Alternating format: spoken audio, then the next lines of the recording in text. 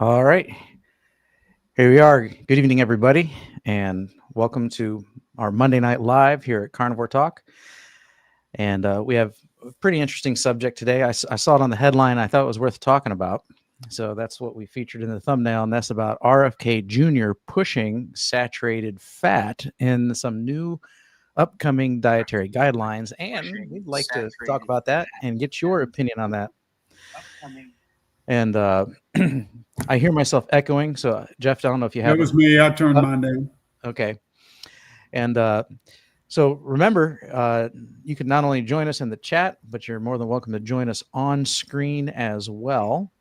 I'm going to go ahead and post the link again so you can see it. And if you'd like to join us on screen, that's always a wonderful experience. We get to talk face to face. Whether you have any questions, whether you want to talk about your carnivore diet successes, or if you are not a carnivore and you've got carnivore questions, and it doesn't matter, what kind of dietary lifestyle that you choose, you're more than welcome to be a guest. And that's even if you're on the opposite end of the spectrum and you're a vegan, that's okay too, as long as you are polite. Then we're completely cool with that too. And so, yeah, that's our topic for today. And I'm going to share this article here. I'm going to read a little bit of this out loud. So this is from a journal called the American Almanac. And it reads this way. Health Secretary Robert Kennedy Jr. is about to shake up America's dietary playbook with a radical push for more saturated fats. I hear people jumping in here. So let me add them to the screen. So we're going to add Paul. We're going to add Peter. Let me go back to reading this snippet real quick, and then we'll say hi. Gentlemen. So under the Trump administration's Make America Healthy Again initiative, Kennedy is spearheading a major overhaul of U.S. dietary guidelines, advocating for increased consumption of foods like butter, cheese, milk, and red meat, items long vilified by the health establishment, as New Nation reports. This isn't just a tweak to the rules, it's a full-on rebellion against decades of supposed nutritional consensus. Current guidelines, updated every 5 years, urge Americans to cap saturated fats at 10% of daily calories, while the American Heart Association pushes for even less, under 6%. Kennedy argues, however, that these restrictions have been misguided all along. According to Kennedy, foods rich in saturated fats have been unfairly demonized for far too long. He insists that the real villains of the American diet are refined carbohydrates and ultra-processed junk, which he claims fuel obesity and inflammation while escaping the scrutiny they deserve. New dairy, this is a quote, so I think this is his words here. New dietary guidelines that are common sense, that stress the need to eat saturated fats of dairy, of good meat, of fresh meat, and of vegetables. When we release those, it will give everybody the rationale for driving it into our schools, Kennedy declared. So he's not just rewriting the menu for adults, he's aiming to reshape how the next generation eats, which could be a game changer if it sticks. But not everyone is ready to slather on the butter. Critics, including medical professionals, are sounding the alarm, warning that more saturated fats could spike heart disease risks, the leading cause of death in the U.S. The science, they argue, is settled, and this shift can make Americans less healthy, not more. And that's about 1/3 of the article, and I'm not going to read the rest because it's all about the pushback. But my commentary on this is I'm actually on board. So this is actually in harmony with everything that I've learned about nutrition, good health, and diet, and what I've learned about fats, saturated fats, and the like over the last 2.5 years that I've been on a carnivore diet. And I've seen interviews where he mentions that he's on a carnivore or mostly carnivore diet too. So I don't know where he gets his information from or who his influences are, but I think this is a step in the right direction. Yeah. As far as health is concerned, I'm not really concerned about the politics. I am concerned about health and nutrition and doing everything we can to make people healthy and fight disease and the like. So that's my opinion on it. Yeah, I'm going to just tell you one thing. Sure, Peter. Don't hold your breath. It's 4 words. Ready? Right. Don't hold your breath. Okay. Yeah. Paul. No, I mean, look, here's the thing. You guys know Nina Teicholz wrote the book, The Big Fat Surprise. Mm-hmm. Okay. And she uncovered the whole scam, the whole, the whole thing, right? And what was his name? Ansel Keys, the whole thing. Ellen G. White, if they've, uh, what do they call Adventists? What do they call Seventh-day Adventist. Seventh-day Adventist. Seventh-day Adventists. I mean, so we know the whole thing. Kellogg and all those guys. So the problem is there's so much money. The politicians who are getting their pockets lined with money from big agriculture, big food, big pharma. I mean, he's going to get so much pushback on this. I mean, I think, we might see some movement, but I mean, I just don't think you're going to see a radical change in the dietary guidelines, the food pyramid, whatever. I think it's going to take some time because he's going to just get too much pushback. I believe you're 100% right, Pete. I mean, I would like it to happen. I mean, it all sounds we great. all would. Yeah. But here's the deal.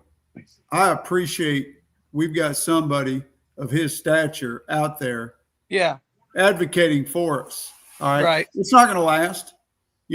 Next administration comes in, he'll be gone. Yeah, he's going to catch a lot of flack. But in the meantime, the word just got out there. The word got out there from somebody in the public that we can rely on. And I appreciate him coming up and saying that and having the huevos to do so. Oh yeah, there's no look. Listen, it's a step in the right direction. Yes, but as you know, all it's going to do is ramp up the attacks on him. Okay, that he's a kook, right? Just like his stance on vaccines. He's used to it. They're going to ramp it up. It's going to get nuclear. Okay, like you just saw, science is settled. It's just they're going to, And since when has science ever been settled? Right. Here's the funniest part. The American Heart Association, in their website, now you got to dig pretty deep, but they've already taken out that saturated fat is bad. They've already admitted it. But it's buried so deep in their website, right? But yet they'll still come out and every doctor and every whatever is going to say, oh, you got to limit saturated fat to less than 10% of your diet. And it's all bunk. And this is why it's important that we all be willing to speak up, be honest with our doctors so they can document our progress. Right. And be honest with our friends. Mm-hmm. Don't hide it. When you go out to eat, don't knuckle under, Go ahead and be honest with the waitstaff. Be honest with your friends. I certainly am, and everybody knows where I stand. Nobody gives me a hard time. Mm-hmm. I've actually gotten some converts because of what I do, So I'm an advocate for being honest with people, your doctors, everybody. I'm not saying push it. I'm just saying if you're asked, be honest about it. And don't try to hide it, and don't try to conform, just because you're among friends, make it more mainstream. That's how we get the word out there. We're the ones that are on the front lines. Yeah. Yeah, absolutely. And I see what you're saying, Peter, and I agree. Even if he did manage to make some changes, when someone else takes that position or the other party, takes power, someone's just going to change them back because that's kind of what happens because this has become a political issue. Everything unfortunately is politicized, and so that's, and it'll just swing back the other way. And you're also right about the establishment, the pharmaceutical establishment, big food, they've been pounding this saturated fat is bad, causes cholesterol and heart disease, mantra now since probably what, the 50s or the 60s. Yeah. And yeah, so that's, it's definitely going to be hard to overturn. I'm just impressed that, someone with that kind of reach is actually broadcasting it. I mean, this is, someone who's, featured on the news, well known around the world, not just some YouTuber, that's what kind of impresses me. So, and I know he says he's on a carnivore diet, and I guess he's pretty fit for, I don't know how old he is, but I guess he can exercise up there with even some of the young robust ones. He's still physically fit and doing really well. And I've seen him in interviews say that he's on a more or less a carnivore diet. So kind of like me, more or less a carnivore diet, most of the time. So yeah, I think that's pretty impressive. All right. So Paul, how are you doing today? Doing pretty well.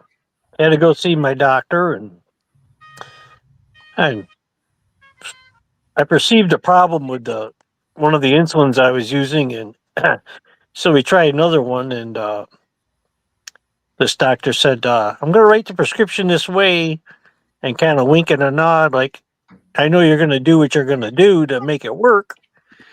And it says take 3 times a day at this certain dosage, and with meals, and they know I'm honest with them. They know I only eat once a day. So I'm just finding out that, we all fall under the bell curve. And when it comes to insulin working in my body, it's way out towards the edge in the tail someplace. And I don't have a normal response. But you're very right about being honest with your doctor. I don't want my doctor prescribing or thinking or that I'm eating a normal American diet. I want them to know I'm carnivore, and I don't consume carbs. So that's not going to drive my blood sugar up. And you know what you always hear about your liver making your glucose, right? But you never hear how much. How much glucose does your liver make? So I Googled it, and I figured it out. For a 180-pound man, your liver can make 7 to 9 grams of glucose every hour. Which you think of a quarter of an apple. Yeah, That's how much it can make. And but the whole sugar thing goes back to the late 30s. And doctors and the medical world were starting to realize that sugar was a bad actor. And one of the biggest things that showed it was World War I. We rationed sugar, and people got healthier. Mm-hmm. And so they said, what are we going to do? They're going to, the medical community can destroy us. They went out and hired a team of over 20 of the sharpest attorneys they could find. And they pointed the finger to saturated fat. There's your problem right there, folks. Saturated fat. It's not the sugar. And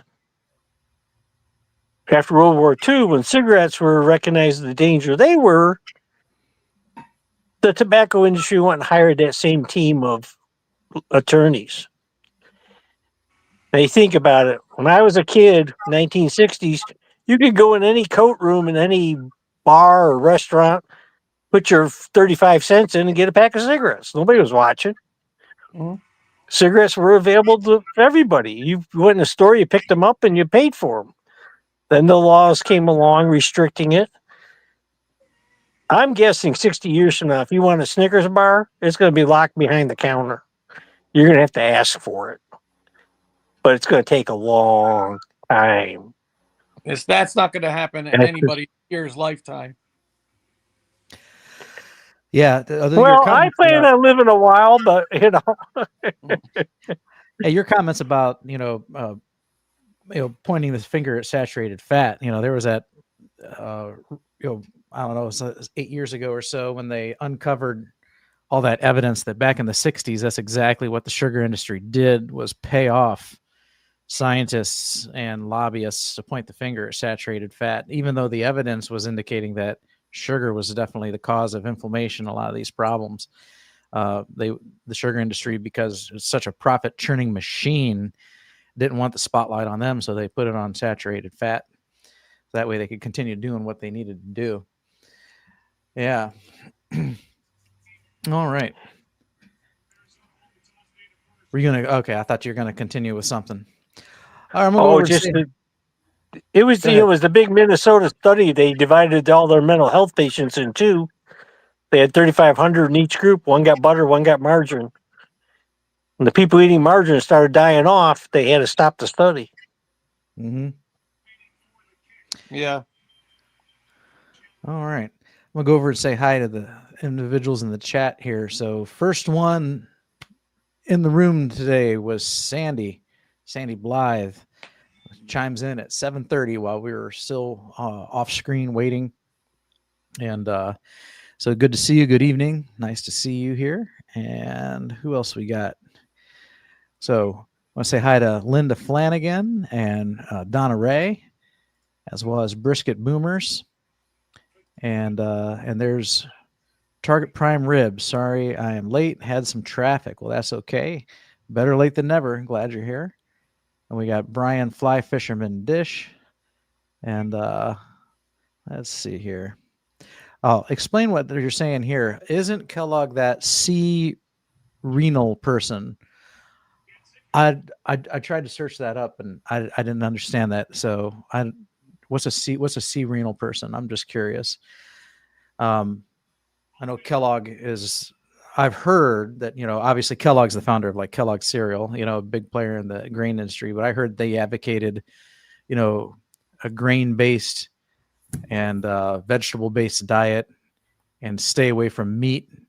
And I heard his thinking was supposedly, rooted in his particular brand of religious morals. Well, he was tied in with the Seventh-day Adventists. Okay. And his research was all, and the Institute was all backed by Ellen G. White and of the Seventh-day Adventists. He worked and for her.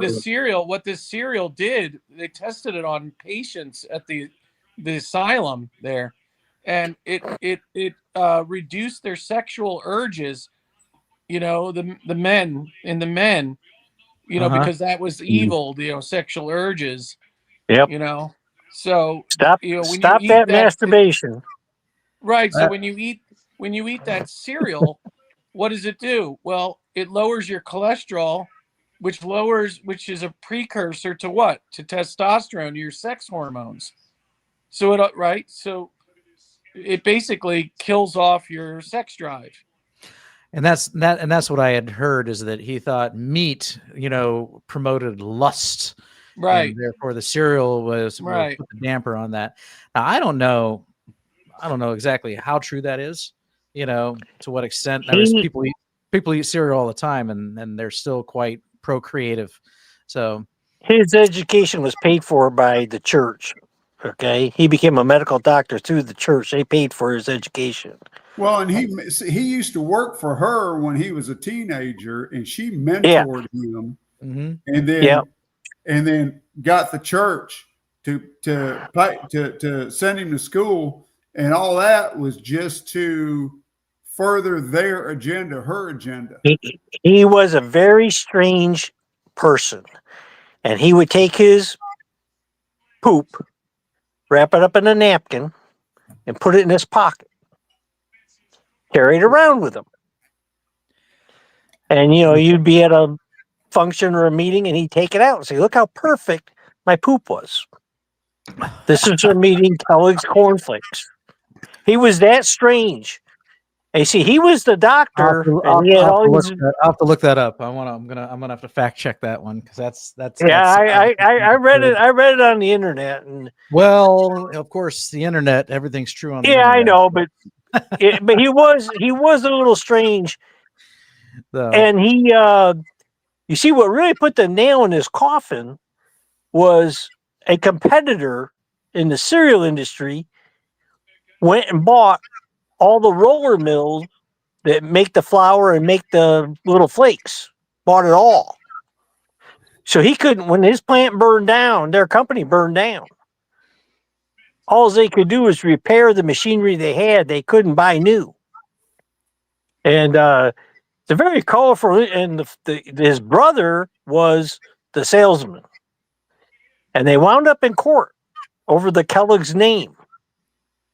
And the salesman brother won the court case. And the word Kellogg's went with him instead of the medical doctor, as far as being able to use it in advertising and product labeling and all that kind of stuff. And it was a famous court case because it was, you know, who's right, you know, and even in some law schools today, it's a case that's studied, you know, the budding young law students, they study that case. All right. Well, that's interesting. So I know that Kellogg was, you know, he had that view on meat and it could increase, you know, passionate desires, and therefore, you know, he wanted people to not eat meat, and he advocated for grain-based foods, which, you know, to this day bear his name. And then I also know that, like, a lot of today's dietary guidelines, whether they're, you know, government backed or just by the medical industry, but the Seventh-day Adventist Church has had a huge hand in shaping those. So all that I'm very familiar with. I did not know that Kellogg had a fascination with poop. And so I'm, like I said, I'm going to look that one up because that's something I've never heard before. And I've heard a lot about Kellogg, but I haven't heard that a little one. connection to that. Yeah. So a good friend of ours, very nice, good-looking young lady, we've known for a long time. She grew up Seventh-day Adventist, and in Texas, and I don't remember exactly what town it is. It's not too far from where I'm at, but there's a town that is basically Seventh-day Adventist, kind of like Loma Linda out in California. The town is founded by, and like you go into that town, you go to any store, there's certain items you're not going to be able to buy in that town, period. You know, it's just not allowed. And so she grew up in that town, and her family was very strict. So she grew up a vegetarian. And now she was very well built, you know, she seemed to be in good shape. But she complained to me that she was sick all the time, that she was unhealthy. I said, well, you look great. She says, well, looks ain't everything, because I feel terrible. And I said, and this is long before I ever knew anything about carnivore. I think at the time I might have been probably doing Atkins.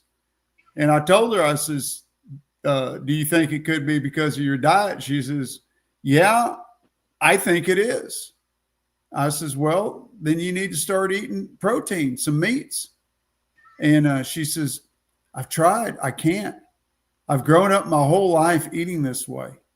And she says, now if I try to eat anything, it just makes me sick. And so I don't know what somebody does in a situation like that. She wanted so bad to turn her health around through her diet. So you know what? Here's the answer. If they add, most people, the vegetarians, or call them vegans, whatever, they can start by adding eggs. Okay, most people can tolerate eggs, you know, like some scrambled eggs or whatever. Yeah. Okay, and then also fish. I haven't really met too many people who can't like tolerate, when they say meat, they in their mind they're thinking like steak or you know, burgers. You know, in their mind they it's the fact of like killing an animal and just that meat, that whole meat thing.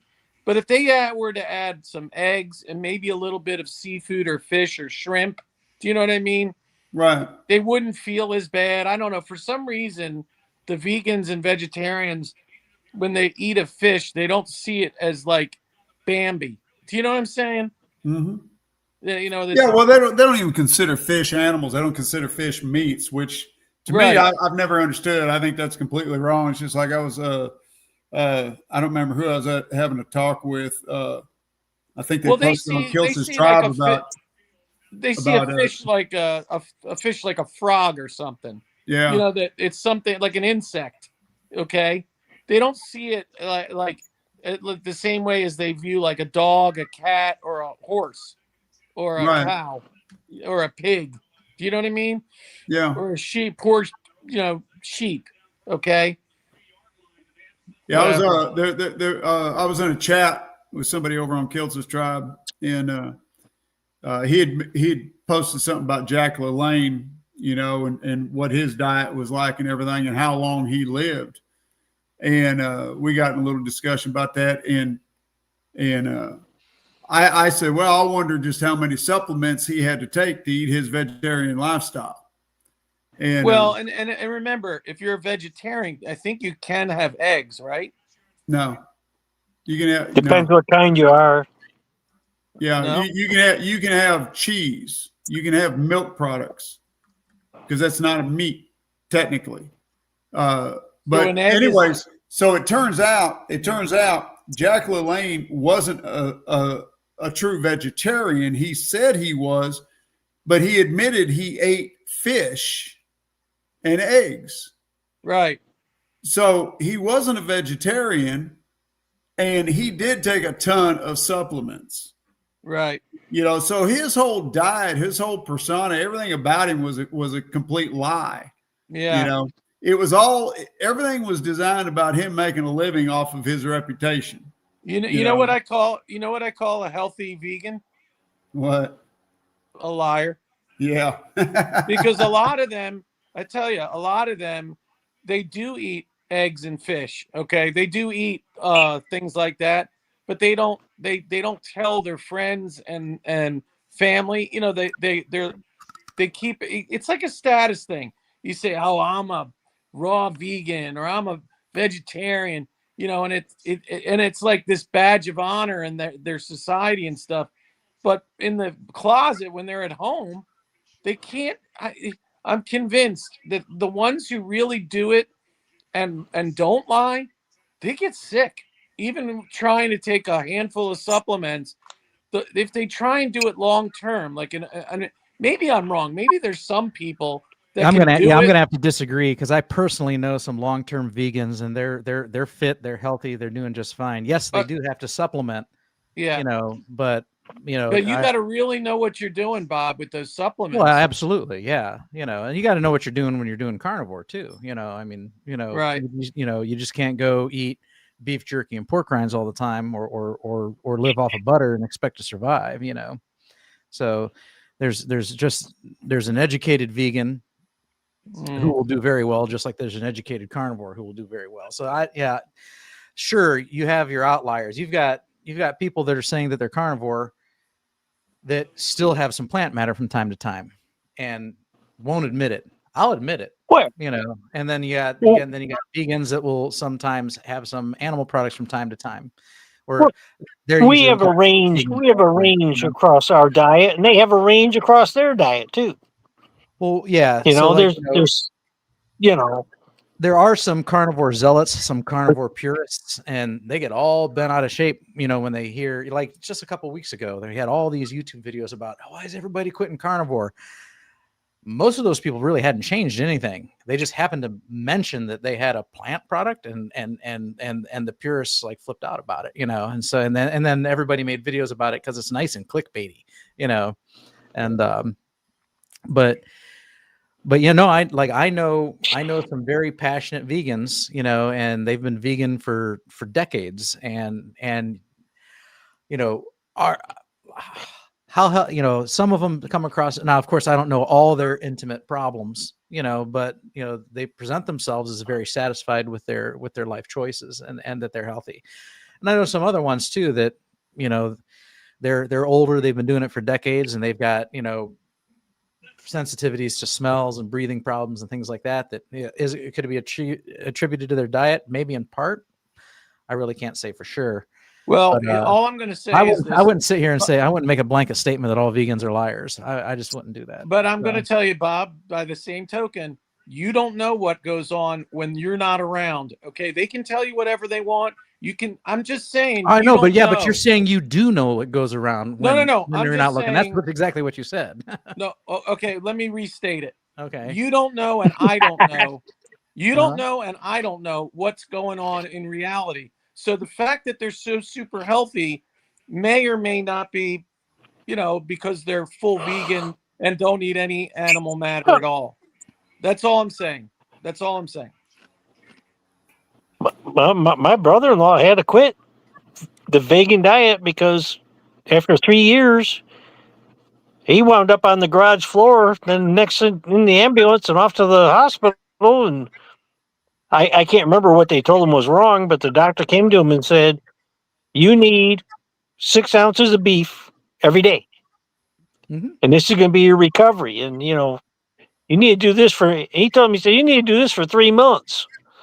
And he had, you go to the kitchen, you open up the one cupboard door, and there was all these bottles of supplements lined up. And he would stand there in the morning and, one of this, two of this, three, one, and wash them down.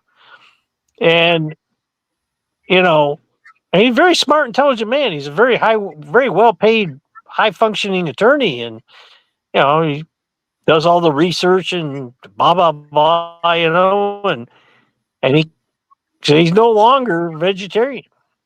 And he's, I don't know, it was a couple of years ago, I got a phone call from him. He goes, "Tell me about how you eat." And the first time ever, and now my grandson, who's 11, he's turning carnivore. And why? He's looking at athletic performance at age 11. This last year, July 4th weekend, he won the national competition in Washington, D.C. for a traditional Irish dance. And he's gone to Ireland and met these professional dancers who this is how they make their living. And I don't know if he's going to, where he's going to go with this. He's also a very accomplished long distance runner. And he thinks there's an advantage to carnivore from what he's read on the internet. And so my daughter has an interesting program like Halloween, big night, right? 4 kids, everybody's dressed up. They go out, they hit all the houses, big neighborhood. My daughter buys the candy back from the kids. They can give up their candy for cash. Well, the first night, the price was $12 a pound. And some of my grandkids made $60, $70, $80 selling their candy. The next day, my daughter takes it down to, there's a place in town that puts together care packages for our military. And so we're sending candy bars off to our military. But my grandkids love it. Oh, well, this is a cash, and this is one source of cash that they don't have to answer to their parents. They can spend it any way they want, basically. I mean, within reason, but they don't have to. Where their other money that they have, it comes with strings attached, and there's rules and stuff. But so that's one way to combat, you know. And my daughter has found over the last few years she has had to raise the price pretty dramatically on the candy and what she pays to get it out of their hands. All right. So let's catch up on some chat messages here. By the way, it is 8:30, so every 30 minutes or so, I just want to remind everybody that, this is an open table discussion. I have room for 10 people on the screen. And so I just pasted the link. I forgot to pin it earlier, so now it's pinned. But if you would like to join us on screen to discuss the saturated fat topic that is what we're supposed to be talking about today, or Kellogg, or any of the things we've been talking about, face to face, you're more than welcome to click the link and join us on screen with your device. We'll be happy to have you. All right. So Bill Cook is in the house, and let's see here. And he says that he hasn't eaten in 3 days. All right. No, and has had no coffee or water today. So you're clearly fasting. How long do you plan on keeping that up? Very good. Got you beat. I didn't eat for 6 days last week. Oh wow, I'm 6 not days. bragging. I was sick. Oh, I can't do more. I've done 40 hours. That's the longest I've ever done. I'm just not a big Well- fan of fasting. I don't really see too much of a point in fasting myself, but each to their own. So I've gotten into spiritual fasting, and I was Mhm. doing a spiritual fast for 4 days, and we talked about it last week. Shortly before the show, I had a medical procedure. Well, and part of that spiritual fast was about that. But anyhow, the next couple of days after that, my stomach started bothering me, and my stomachs, my guts, everything. I mean, it felt like my Crohn's had come back. To be honest, I was getting concerned because I was having stomach pains.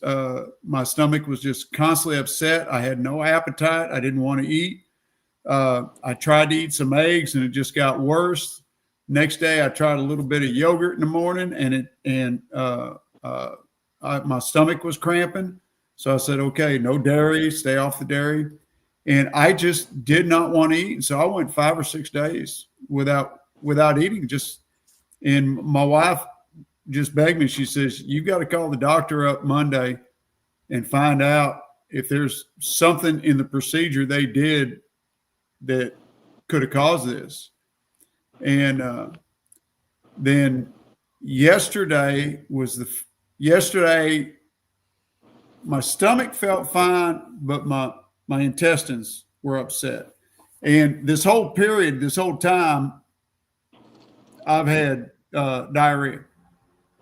This whole time, this last week, and then yesterday, like I said, my stomach was feeling good, and we were having some family over, so I cooked up 3 racks of ribs and 2 tri-tips, smoked them on my smoker. And I says, well, my stomach's feeling okay. The gut isn't too happy, but I'm going to go ahead and eat. So I went ahead and ate yesterday, and my stomach handled the food just fine. I didn't eat much. I just ate a little bit of the tri-tip and a couple of ribs, two pieces of tri-tip and 2 ribs, and my stomach handled it.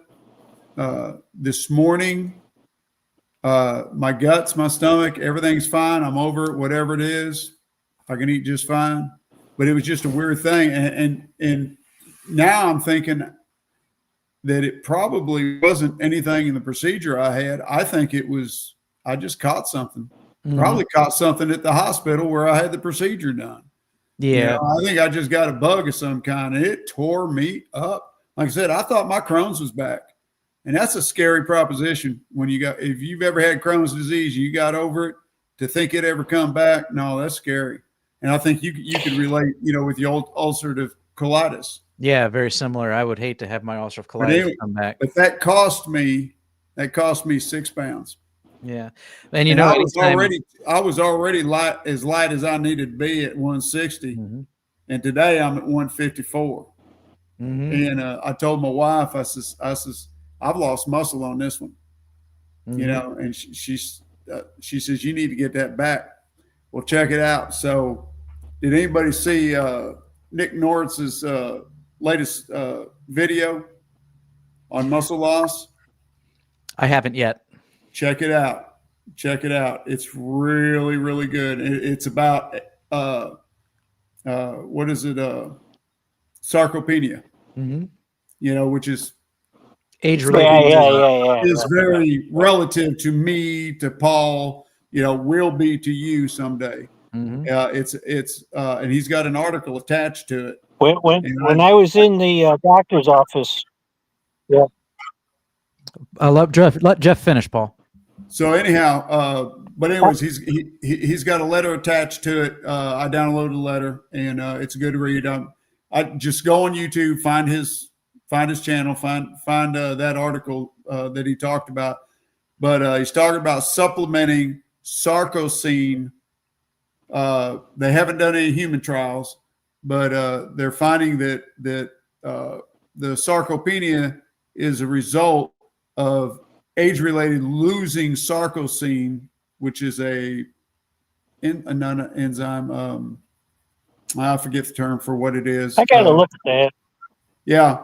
So, anyways, I'm looking into supplementing that, and I gotta start hitting the weights again. But I've lost muscle mass because of besides besides being old, but also, like I said, this sickness this last week, man, it took a lot out of me. Sarcosine is an amino acid. Amino acid. That's what I was trying to come up with. Yeah, Paul, you were going to comment on sarcopenia? Yeah, well, the whole as you get older, your protein becomes more and more important as you age. Mm-hmm. You got to get the right amount of protein. And I wasn't in the hospital, but I was going in once a week for wound care. And I was surprised how many times they asked me about my diet and how my appetite was and how much protein I was eating. And of course, being carnivore, I could say, well, yesterday I had 12 ounces of ground beef.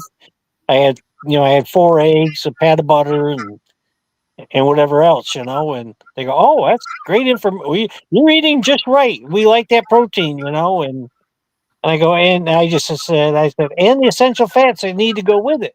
And she goes, oh, yeah, and so that's the only time I've ever been asked if I'm eating enough protein. All right. Very good. Yeah. So definitely gotta, I've heard that too. You can try and mitigate the effects of sarcopenia by eating more protein as you get older, which makes sense because all those amino acids are going to be available in that protein here.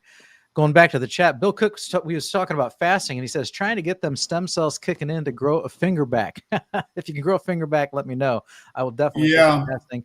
I'd like to have the tip of this one back. Yeah.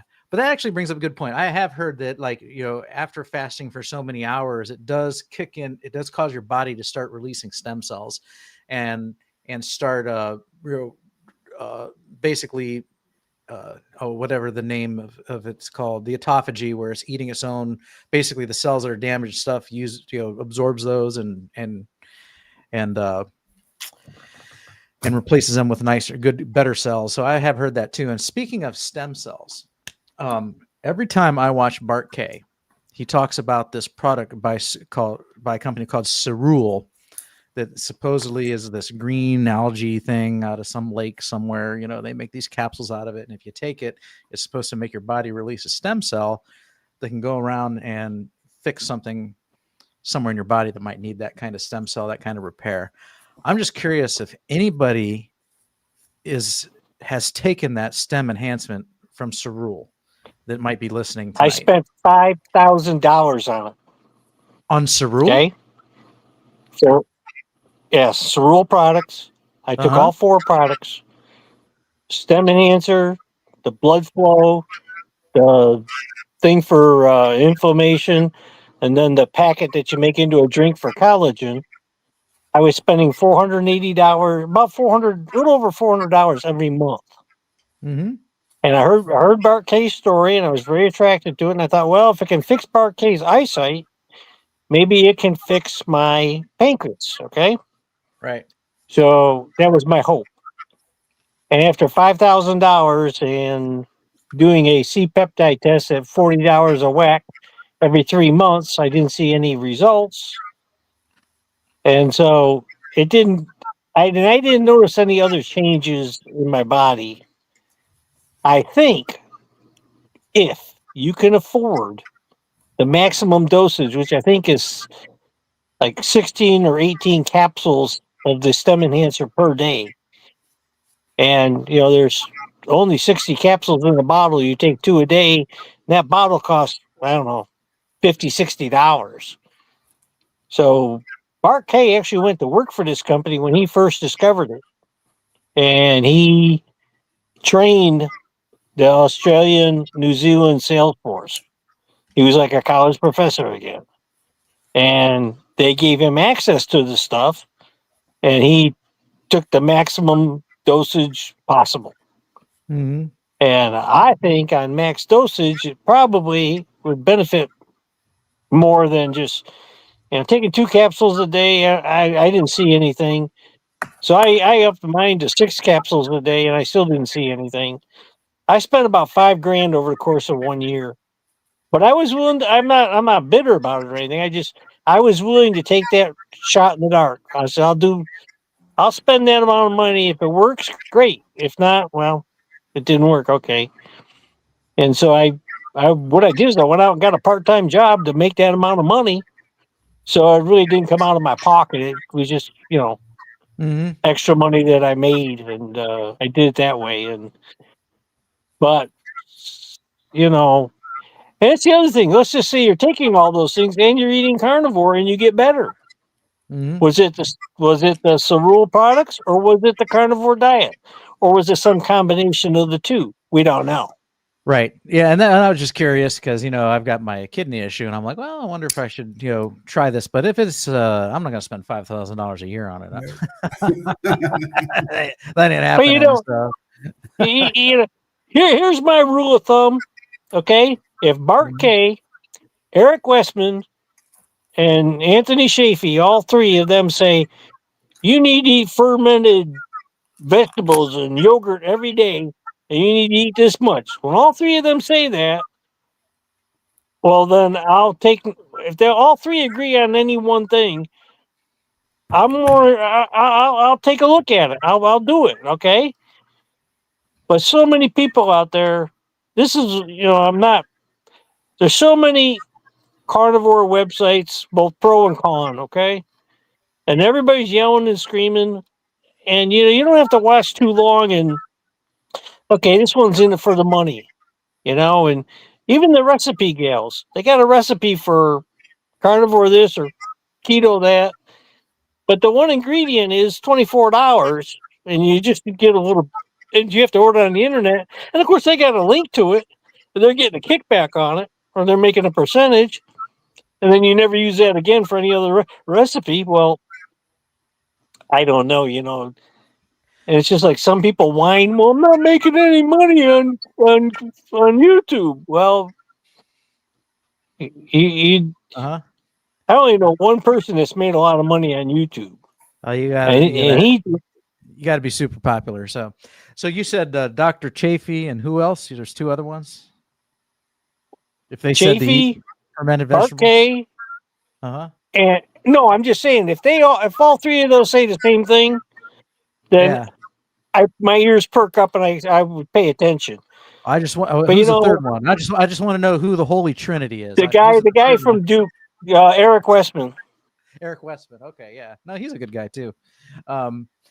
If you want to eat fermented vegetables, eat fermented vegetables. So there's a Dr. Sean O'Mara. He's really big into fermented vegetables. Dr. Barry will promote fermented vegetables too. I plan on eating fermented vegetables this coming Sunday, I believe. Oh yeah. Yeah. So. I'm gonna do something I haven't done in over 2 years. I'm gonna eat some sauerkraut. So I had some actually Saturday. My son's girlfriend and her dad came up, and we all went out to a restaurant here called Mike's Place, and I ordered a bunless burger, and it was two patties, and you could add up to 7 toppings. And so I got, some cheese and bacon and I got sauerkraut. I saw sauerkraut on the menu. I'm like, I want to add some sauerkraut. So I wanted something to bulk that up. So yeah, we've got some friends from back where we used to live, and they're wanting to meet us halfway in Granbury. Mm-hmm. And my wife said, well, find a place to eat in Granbury. And I did. I found a German place, and I know my friend, I know her heritage is German. My heritage is German. I lived in Germany for 5 years, and I love German food. Well, so I saw that, and I went, well, that's just right up our alley. We're going to go ahead and go eat at that restaurant. I was looking over the menu, and they've got sauerbraten and red cabbage. Of course, and sauerkraut and all. And I looked at all that and I went, you know what? It's been a long time. I'm going to have me some sauerkraut. So I'll be eating sauerkraut this weekend. All right. We'll see how it sets with my gut. Yep. Yeah. That'll know. Oh, so speaking of things, how things set with the gut. I'll get back to the chat in a minute. I was telling Jeff before the show, and that on yesterday, so Sunday, we went to visit my aunt and uncle at their congregation, and afterwards, they were having a get together at somebody's house, and so they invited us, my wife and I, to go. So my wife and I go, and I don't know anybody there but my aunt and uncle. There's about 10 people there, but the host who invited us, she had made some red chili, and then one of the other people that came over had brought some white chicken chili, and so you got kidney beans in one, you got white beans in the other, and someone brought cornbread and then like a cake and a dessert, and I personally, when someone invites me over, I'm not going to be rude and not sit there and not eat, so I went ahead and had a little bit of each of the chili. And in my interview with Jeff said that he tried chili one time and it was no bueno. It ended up being a bad experience. And it ended up being a very bad experience for me too. Last night, I was saying that I was so bloated and so gassy that I could have hit my head on the ceiling. That's how much force my body was producing and expelling gas. It was terrible. I was miserable last night. Awful. I haven't had a bean in almost 3 years. And I definitely don't have the microbiome to process that anymore. But oh my goodness, what a horrible experience. So just like Jeff, chili is off the menu from now on. Yep. I just can't do it. So, and of course, he criticized me for having beans in my chili because I guess down in Texas that's sacrilegious. See, my chili didn't have beans in it; it still tore me up. Yeah. All right. Let's see here. Back to the chat. Jonathan says, "We will be lucky to have meat in this country the way it's going." I can see why one would feel that way, but if push came to shove, we're all going to learn to hunt and fish, so it'll always be possible. Hey, there's only so much game out there, let me tell you. Right. Yeah. But it's the right now it's the, will we become victims of rising prices? Right now, we, eggs were up, eggs are back down. Eggs are reasonable again. Currently beef is up. Will it come back down? Maybe eventually, I don't know. It's not up where it's beyond reach. But it is hard to look at steaks. They're a couple more dollars a pound now. So that's for sure. I pay $4.40 a pound for 85.15 fresh ground beef. I know you got the every hookup, day, man. You got the hook. We got to come over to. We're gonna come over visit you. We're gonna stay the night at your place. We have grocery stores. We're gonna come. We have grocery stores that are owned by Amish Mennonite families, and they've been here for 40, 50, 60 years, and they just keep on trucking, and their meat departments are just it's like being for me, it's like being in the candy store. Well, you know what it tells you know. And I love going in on Mondays. It makes me want to go down to Amish country here and see if there's better prices down there. Because you got me curious. You tell that story every week about the awesome prices you're getting on beef. And that's you're making all of us jealous. Me and Jeff and the 35. Their ribeye steaks are 12. Their ribeye steaks are $12 a pound. Yeah, that's you're looking at $2.99 here. Yeah, I understand. Well, it's like my giant grocery store. Ribeye steaks there are like $17, $18, $20 a pound. Yeah. But I buy my meat marked down. That's one thing about the Amish stores. I hit them on Monday because they were closed on Sunday. So there's a lot of markdowns. There's a lot of good prices. And I just take the meat the way it comes from the grocery store. I put it in a Ziploc bag and throw it in the freezer. I'll use it within a month. and I've never had anything bad or anything. And I'm getting ready for Thanksgiving. I already bought discounted turkey thighs. I like the dark meat on turkey. You don't get that much of it, and so I bought two. I guess I got about 5 or 6 pounds of turkey thighs, and that's going in the crock pot. That's going to be my Thanksgiving, Mm-hmm. and I'm making 3 cheesecakes next week. I'm making 3 cheesecakes, and it's a keto cheesecake. I don't put any crust on it, and I cut them up into pieces and put them in plastic containers and throw them in the freezer, and that gets me through. That's got to get me through the holiday season, Mm-hmm. right through to the end of New Year's. When I go see my grandkids in Christmas time, I'll take a bunch of them with me in my cooler, and when I get there, I'll put them in their freezer or their fridge. And when everybody else is eating all that stuff that I grew up with, I just go out and get me a cup of coffee. And my grandson now has become a very good coffee maker, so I get service. I just say, Preston, All Grandpa, I'd like a cup of coffee. All right. Well, good. Good And, that you're planning ahead and you've got a strategy to help you deal with the I holidays. get to enjoy the grandkids. Mm-hmm. All right. I have no choice. I have no choice. I have to do it. Right. Yeah. No, I understand Every why. Too. day if I go off the wagon, let's just say I eat 50 carbs one day. It's going to take me 6 days to get back to normal. Mm-hmm. You know?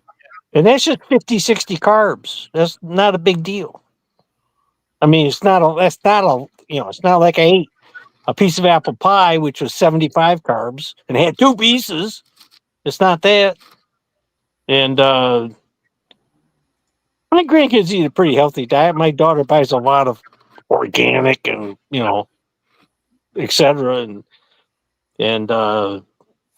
But this month they've got 3 official competitions for their Irish dance. They got 3 weekends. They're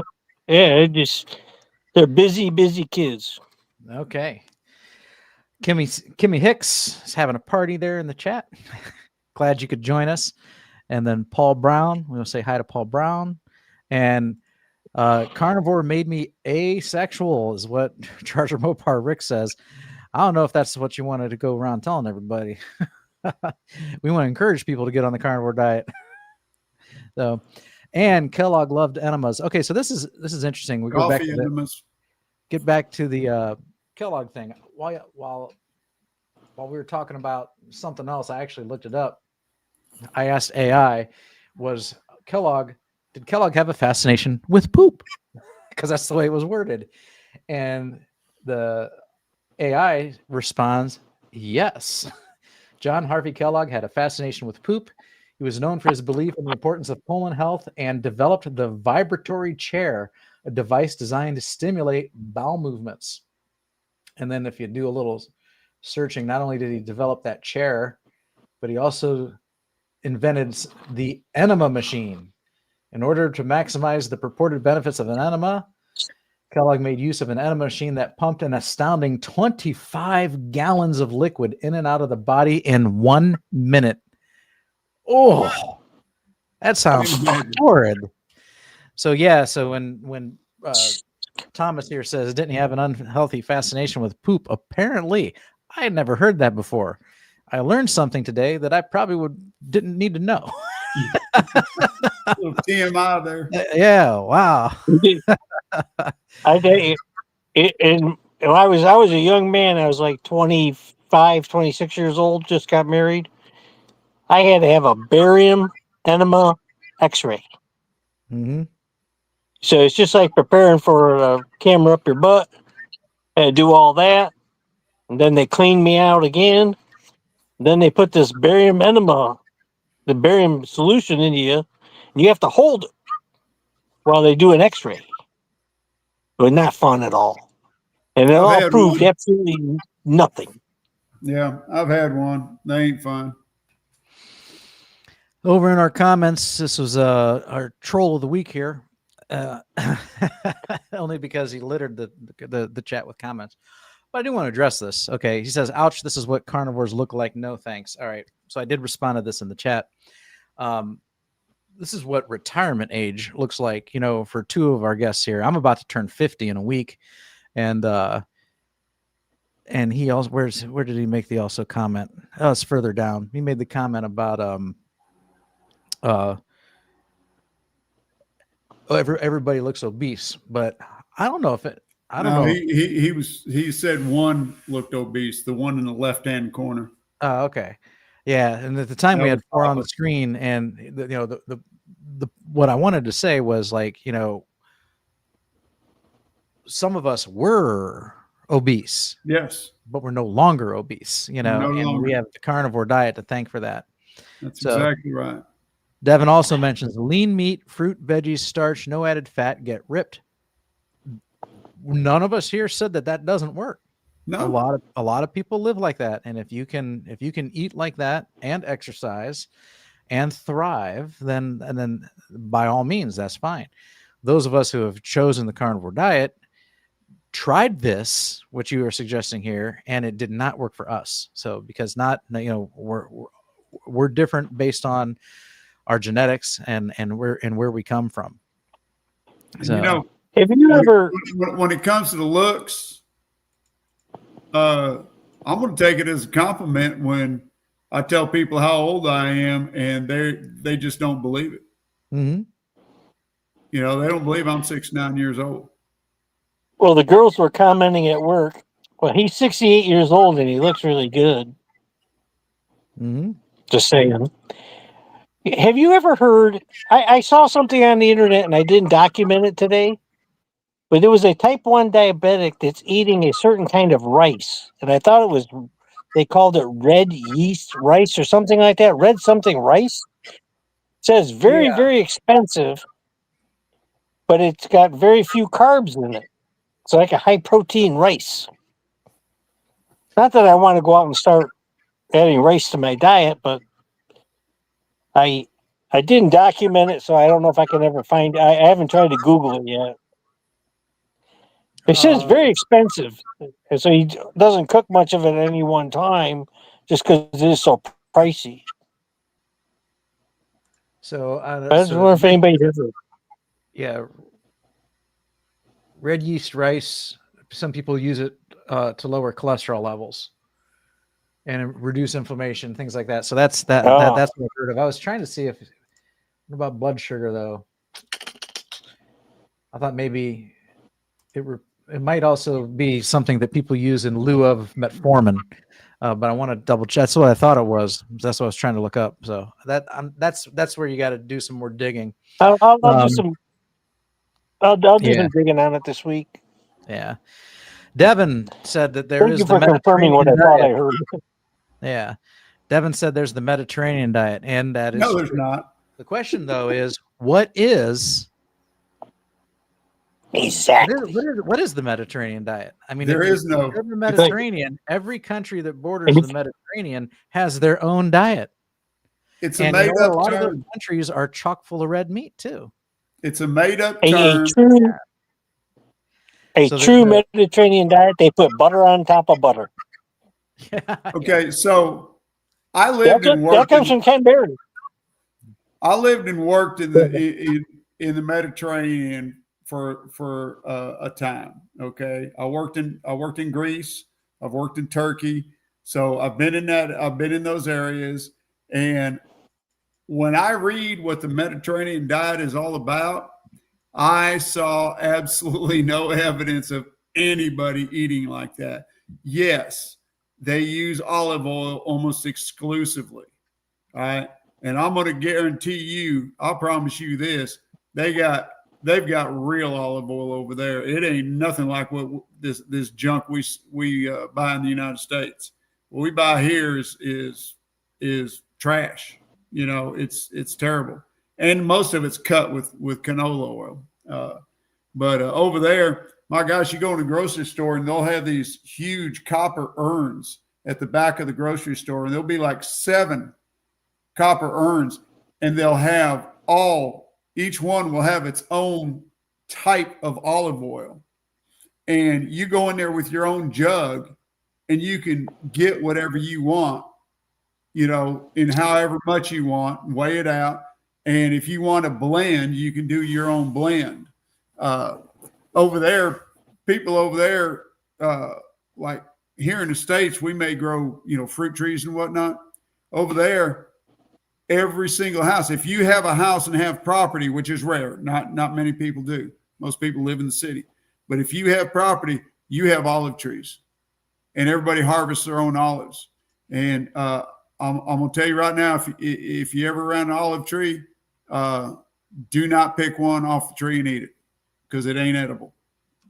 Whoever figured out how to make olives edible is a genius, because it's a long, drawn out process, because them things are not edible at all. But anyways, so I've been over there and I ate even then. Now, I wasn't carnivore, even I was doing Atkins back then, so I allowed carbs in my diet. But I still ate a very heavy meat diet over there. I did not. What I did see was a lack of a lot of processed foods. Mm-hmm. I saw a lot of whole foods, but every restaurant I went to, every restaurant was centered around meat. Mm-hmm. And that was both in Turkey and in Greece. So I saw no evidence of any kind of Mediterranean diet. Yes, they ate olives, they ate feta cheese, they used a lot of olive oil, but it wasn't all just fish and vegetables and all this like they want to claim it was. I ate a lot of doner over there, which is pork. I had beef. I had all kinds of meats over there, and all of it was absolutely delicious. I love the diet, and in fact, they eat a lot of lamb over there. One of the best meals I've ever had in my life was a lamb shank. I went to a restaurant, traditional, off the grid, no tourists or anything. I went in there and I had a Greek salad. A Greek salad has no lettuce in it. It is all tomatoes and olive oil and feta cheese and some other stuff. I don't remember what all. It was delicious. Different tomatoes than what we got here too. And then they brought me out a lamb shank that was just one of those, man, you take one bite of it, you set your knife and fork down and just sit there and savor it. You want that one bite to last as long as you can. You almost want it to just melt in your mouth. It was absolutely delicious. But yeah, there's no such thing as a Mediterranean diet. Yeah. Yeah. The U.S. version of the Mediterranean diet, is still going to push your grain products from big food, and then they'll mention, just as an honorary mention, they'll mention, lean meats, and vegetables. So yeah, there was no lean meats. There was everything was fixed different than we fixed, but still the same. Yeah, there was plenty of fatty lamb, plenty of pork. And you mentioned that there was what you did not see was processed food. Everything was based on whole foods, and if anybody who listens to me long enough knows that's 100% what I advocate: is eat what the earth provides, whether it's meat, dairy, fruits or vegetables, if that's your thing. As long as it hasn't been through a factory and manipulated by man, I do think it's fair game. And if you start by eliminating ultra-processed foods from your diet and only eating what the earth provides, what God created or what Mother Nature provided, however you want to look at it, then I think you're going to prosper. So some of us, depending on how damaged we are and what our sensitivities are, have to even get more strict. And that's why you have some of us that are strict carnivores. And then others, have the ability or even the freedom, you could say, to be less strict, and good for them if that's the case. So, and if you want to eat as Devin says here, a zone diet, a zone diet is 40% carbohydrates, 30% protein, and 30% fat. And that works for you by all means. He calls that a balanced diet, but then he mentions low fat, high carb. And then now we're out of balance again, that'll work too. So, we've talked about the sugar diet several weeks ago. Does the sugar diet work? Yes, it does. Mm-hmm. So you can be high fat, zero carb. You can be low fat, high carb. depending on what your goals are, these various strategies work.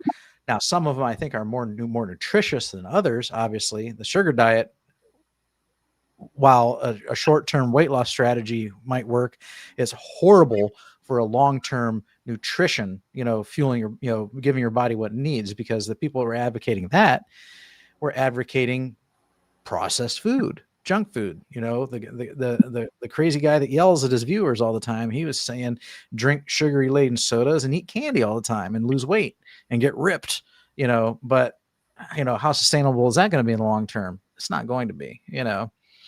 So take the same principles and eat fruit, and then you're probably going to be you're going to fare a lot better. So let's see here. I don't remember what that was in relation to. So, and I was talking about when Peter said that vegetarians can eat eggs. Oh yeah, vegetarians will sometimes eat some meat. Yeah, vegans are usually completely against it. So, yeah, that's right. And I didn't think vegetarians could eat eggs, but he's saying that they can. I like this comment. Balanced diet means holding a 16-ounce ribeye in each hand. Yeah, that's my idea of a balanced diet. Yeah. And Devin says he can do 85 push-ups. Well, we were talking about RFK Jr. He says he can do 150, and he's a carnivore. So he's outdone you. How old is he? So, and I can't do a single one. I used to be able to do 100 push-ups, and I can't do a single one now. But it's due to 3 shoulder surgeries and 1 shoulder rebuilt. So yeah. I've got an excuse. On August 29th, 1967, I shook hands with his daddy. I was 11 years old. I was at the New York State Fair, and he'd come to speak to the New York State Fair workers. It was opening day. He was walking up a path, and he stopped at right where I was, right in front of me. He stopped, and he told this young kid, probably 18 years old, probably an intern of some type, go get me ice water and a cup of ice and a cup of water. And he waited till the guy came back so he could drink. It was a hot, humid day. And I remember my elementary school manners. I introduced my mother to Bobby Kennedy, and I said, Mom, this is your hero. My mother said that. She was just awestruck, and of course, the next late May, early June, he was shot down in LA, and that was kind of that story. But most famous person I ever met. All right, cool. Thomas says I had vegan friends and vegetarian friends, and they're doing fine. Yeah, I mean, same thing for me. I know people that have been vegetarian and vegan for years and years and years. And like I said, some present themselves like they're doing fine, and I know the ones that I know a little more intimately, they do take supplements. And I do think that veganism can be sustainable today thanks to modern technology and supplementation. Veganism would not have been a thing hundreds of years ago, would not have been sustainable. It's not sustainable out in the wild, but today, you can take advantage of modern technology and the pills that technology has provided, and you can make it work if that's what you want to do. By all means, go ahead and do it. But then I know some other ones too and again, I don't know, but I know some that, do seem to be older with some health problems. And is their health problems age related or diet related or not even related to their diet? I don't know for sure. I can't say. I don't like it when we do it. Carnivores do it, vegans do it, vegetarians do it. I don't like it when we run down each other's diet and lifestyle. That's why I won't. Right. That's why I keep speaking up. We are all different with different physiologies, and as such, our bodies have different needs. What works for me works for me. It may not work for you. We choose what works best for us, And I chose carnivore because I have seen such wonderful results from it. And my body is just thriving on it. And it's done so much for my health that, I'm a firm advocate that nothing tastes as good as how I feel.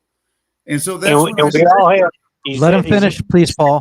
But when I'm coaching somebody, when I'm talking to somebody about it, I tell them, you do what works best for you. If you're struggling, if you're having a problem, if something's not working, then let's change it. Let's find out what it is that's bothering you. But go ahead and do what you need to do. I've got a very, very close friend of the family's who was just been diagnosed type 2 diabetic. And so I got her started on carnivore. She is a very relaxed carnivore. She's going to eat her salads once in a while. She's going to have a cookie now and then, but she has totally reversed her type 2 diabetes. Mm-hmm. And she's done it and still enjoys some carbs once in a while. So I'm not going to run her down. I'm not going to run down anybody. I'm not going to run down a vegan. If that's what works for you, fine. But don't run my diet down, my lifestyle down. I'm not running yours down. Leave mine alone too. Right. Yeah. Paul, what were you going to say? It just depends how. The other thing, there's another factor of how damaged you are. Yes. Okay. Parts of my body, probably my pancreas, is very, very well damaged. Okay. I can't produce enough insulin, but I've got great kidneys. And I can see my doctor when they look at my numbers and they look at my kidneys and they go, wow, it's amazing. You've been diabetic all these years and you got great kidney function. You shouldn't be, And I sometimes think they're thinking, well, he's 69 years old. He eats all this fat and meat. He should be having a heart attack or a stroke. Let's send him for this test. And I score really, really well on it. I really do think, I don't know, call it whatever you want to call it, but somebody intervened into my life, God or whoever, or genetic nature, and I got lucky on a few things, okay? And what you say makes sense because, one of the leading causes of kidney disease is being diabetic. So you got the diabetic, you got the diabetes, but you don't have any issues with your kidneys. I've never had diabetes, but I've got issues with my kidneys, but mine was from different causes. So yeah, so that makes sense. And as far as I get it. There's certain individuals out there that love to boast, like, oh, I'm 1,000 days, not a single plant in 1,000 days. And I mean, good, great. But some of your carnivore leaders, like Dr. Barry occasionally cheats on keto. Dr. Kiltz admits to occasionally having some fries. Bart K will say that he's never gone more than 30 or 90 days as a strict carnivore, ever in his life, So, we know that Dr. Baker had some experiments with fruit. And then you mentioned there are different bodies with different needs, that's true in the present. And then I know individuals who have done carnivore for 15 years and it worked well for them for the first 10 to 12, and then it's not working so well anymore. So your physiology can change as you age, Yes. And so maybe you thrived on a 0 carb diet for a while, and then later down the road, you find that adding a little bit of carbs helps you out, and that's fine too. So carbs are not evil in and of themselves. So and to sit there and say, well, well, like this gentleman that was on here earlier, talking like you got to do it his way. Well, no, you don't, because you can't say that what works for you is going to work for me, because my body's going to process these foods different than yours does. Everybody has known those people, those disgusting people that can eat whatever they want and they always stay skinny. Their body processes that food different than ours does. We've always hated those people, but we've also always envied those people. And I think that's where a lot of this comes from is a lot of people envy the fact that we can do what we do, that we've done what we've done, and they aren't capable of doing it. Yeah, And no, that's a trap absolutely. not to get caught in. You hear, oh, I ate one ribeye steak and my A1C went from 15 to 4, land speed record. Well, that doesn't happen to everybody. And don't get, the patience is so important and the consistency is just so important. I kind of vowed 3 months ago, at least for the time being, it's no carbs for a long time. And I got ways of dealing with that.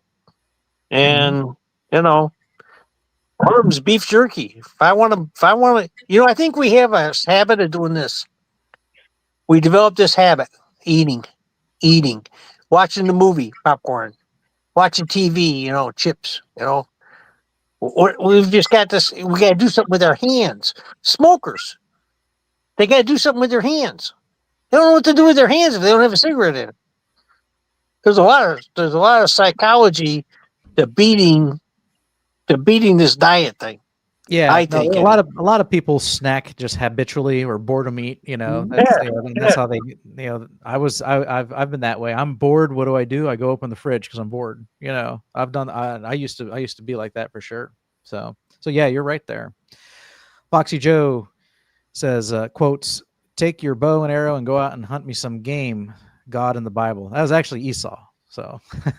But yeah, you can find that in the Bible for sure. That was And Esau. amongst us bow hunters, Yeah. that's gospel. Yeah. All right. Jonathan says, I think different blood types do better with different diets. You know what? There's a lot of people that publish information that feel the same way. There's in fact, there's been books called, I think, the blood type diet or the type Yeah, A, type B diet, I don't have much faith in that because human physiology is still human physiology, and I don't think there's the blood makes the difference. If it did, then I'm the oxymoron on it because I'm an A negative, and according to it, I'm not supposed to be eating beef. I've looked at that diet before, and I'm okay. not supposed to be eating meat. So Yeah, but, I've never read any of these books. I just thrive know on that it. these books exist. So yeah. and I've never seen any research like on PubMed about blood types and diets. So so our friend here After you said, do 2 or 3 years of carnivore, I think exercise starts becoming more important. oh yeah, I would agree with that too. Yeah. So I'm at a point where if I want to take off another 10, I'm going to have to add some exercise to my regimen for sure. Or you can go get sick. Or you can say, yeah. Devin said carnivore diet has been around for 200 years and comes and goes. And this is incorrect too. Carnivore diet has been around since man as long has as been man around. has been breathing. Yeah. No, you go back in time and a meat. And when we say carnivore diet, we mean majority of your food comes from animal products. That has been, meat has been the staple for human consumption for thousands of years. So especially in seasonal places where you're not going to get veggies, except for the harvest season. And then during the winter and the spring, when there's nothing available and all you can do is hunt, guess what you eat? You eat the meat. So this is just simply incorrect. So you'll hear some more popular carnivore doctors will say that man has been eating meat for as long as they've been drinking water and breathing air. And that is true. Mm-hmm. But at the same time, man has been eating plants for the same amount of time. So man has always eaten a little bit of both. So when one is scarce, you eat the other. Exactly. All right. Yeah. So I have lived like that. I've trained like that. And I know exactly. I know how the Texas Indians ate because I've lived like them. And the priority was always hunting meat. But when the pots were lean, then you went and you hunted, whatever you gathered, whatever you could eat that wasn't going to kill you. Mm-hmm. And that's the trick, is knowing what you can eat and what you can't eat. But as soon as meat was available, everything else got tossed to the side. Yeah. It was always about the meat. Ann Gable said, I would disagree. Long-term vegans end up in poor health. I know ones who are now in chronic pain. They have no collagen in their diet. No wonder losing muscle just eating tons of beans. So you know, you could be right here. Okay, when I say that I know some vegans, and I mean vegans have been doing it for decades, but they're not old yet. You know, they are still like thriving. And maybe the fact that they're not old yet is why, you know, because when you're, you know, I mean, when you're 20, you can live off of ramen noodles and zero nutrition whatsoever, and you're going to be fine, you know. And you know, but then after when you hit your late 20s or your 30s, that doesn't work anymore. And so it could be the same principle why some of the vegans that I know that are in their 20s, 30s, and 40s are still doing okay. And the ones that I mentioned that like have breathing problems or are frail or so, they're the older ones that have been vegan for all their lives. And so, yeah, maybe, you know, maybe you are correct here. You know, not if I think about that, you know, the vegans that I know that don't seem to be healthy. And I said this before is because they're older, and I can't say for sure if it's their age or the lifetime of veganism, or a combination of the both. So you know, I won't dismiss this, Anne. This could be very true. So Well, that gal I was talking about, you know, she was in her 30s, mm-hmm. you know, but she had been vegetarian since the day she was born. So she had 30 years of being, you know, it wasn't like she just started it 5 years ago. She was on, she had been for over 30 years a vegetarian. Mm-hmm. And not even a vegan. I mean, pretty close to vegan because she didn't eat eggs. I'm not sure if she did milk or not. But yeah, she had all kinds of medical issues. Devin says, I'm not vegan, but I respect them. Many carnivores quit too. And yeah, this is true too. You know, We had a podcast about it. Yep. Carnivore is not for everybody. Okay. No. And and on this channel, you know, I promote a meat-centric diet. I call it carnivore-centric diet. We say that a carnivore is someone who consumes, by definition, hypercarnivore consumes 70% or more of their food from animal products. That still leaves up to 30% from other sources as well. And most people that do carnivore, they're in it for either the weight loss or to reverse a chronic issue. And they choose to use carnivore as an elimination diet. And most people choose to do it temporarily. You know, the vast majority of people that get on carnivore don't stay on carnivore. They use it as a tool. And so if you have chronic inflammation or chronic diseases, then, you know, that could be related to some of the toxins like oxalates or lectins and stuff that are in these plants. So you go to carnivore, which is non-inflammatory. It's the most uninflammatory diet you can possibly eat. And they eliminate all those anti-nutrients and toxins, heal, and then you can start introducing those again and try and find out which of those foods or food groups you can't have because of your personal physiology. Some people get on it carnivore because it's a weight loss hack for some, and that's all they care about, and that's okay too. So they get on, you know, they're like, for me, I was 232 pounds. I did carnivore for 6 months, dropped down to 175. Easiest weight loss in my life. And I didn't have to hit the gym and run and bodybuilder. And it just melted off me. And I achieved my goal, you know, of hitting 175. And then now, and I feel great. I've reversed a lot of chronic diseases. So I have not remained strict 100% of the time, but I am strict like 95% of the time. But I'm completely okay eating what the earth provides from time to time, especially when someone shows me hospitality, like I talked about just a few moments ago. So, you know, many carnivores quit. Absolutely. You know, many vegans quit too. I know a lot of vegans that quit. So you know, it's the same way. A lot of people jump on a vegan diet and they don't feel satisfied, whether they don't feel well or whether they miss having that balance or that variety of food. It goes both ways. So it just happens to be that everyone here on this channel and in the chat is, besides you, is most likely very meat centric, and you mentioned a balanced diet earlier. So balance for us means nutrition, giving your body what it needs. And the fact of the matter is you can get everything your body needs from meat and other animal sources, but you can't get everything your body needs from plants. Right. You have to supplement. And so, and I'll add our balance. Our balance is protein to fat. Mm-hmm. That is our balanced diet. Yeah. Yep. The human body is quite capable of running on those carbohydrates. And if you want to run on carbs, by all means. But it's also quite capable of switching systems and running exclusively on fats, and some of us, we just do better. We do better. Mm-hmm. We do better on a high fat diet, low carb diet. And that is not to deny that there are individuals out there that do just fine with their high carb, low fat diet. So they have higher metabolisms. Right. I've never had a high metabolism. I eat carbs, I get fat. It's just that simple. And I don't care how much I'm working out.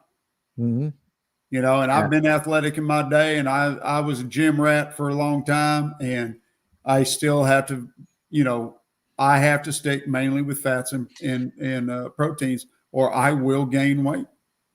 So the two little bowls of chili I had the other day, okay, even with the stomach issues I had that evening as a result, I was even up 4 pounds on the scale this morning. So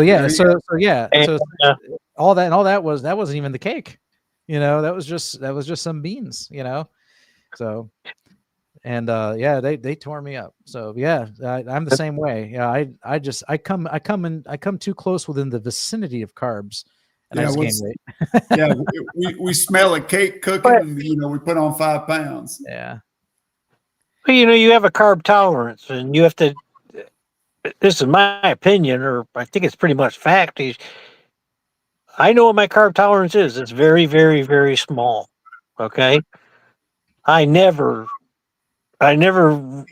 do I ever consume more than 10 carbs a day. And a lot of those carbs are hidden. There's supposedly 0.6 of a carb in an egg. Supposedly coffee has 2 carbs.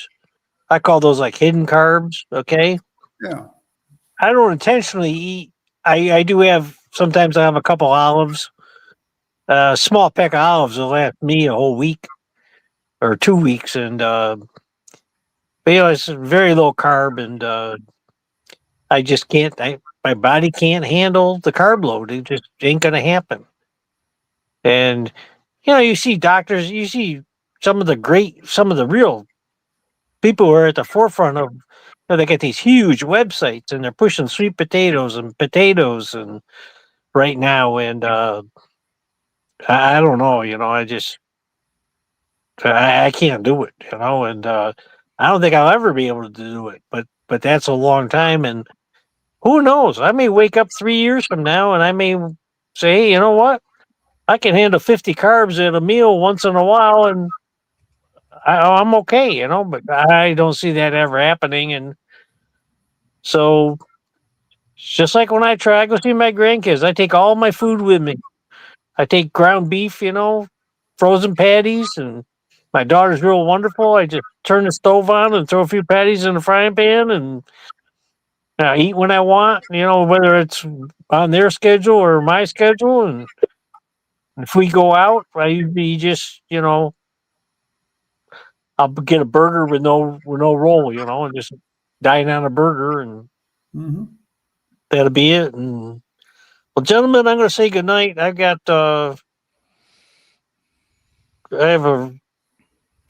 do so much of this. You guys are kind of night owls sometimes.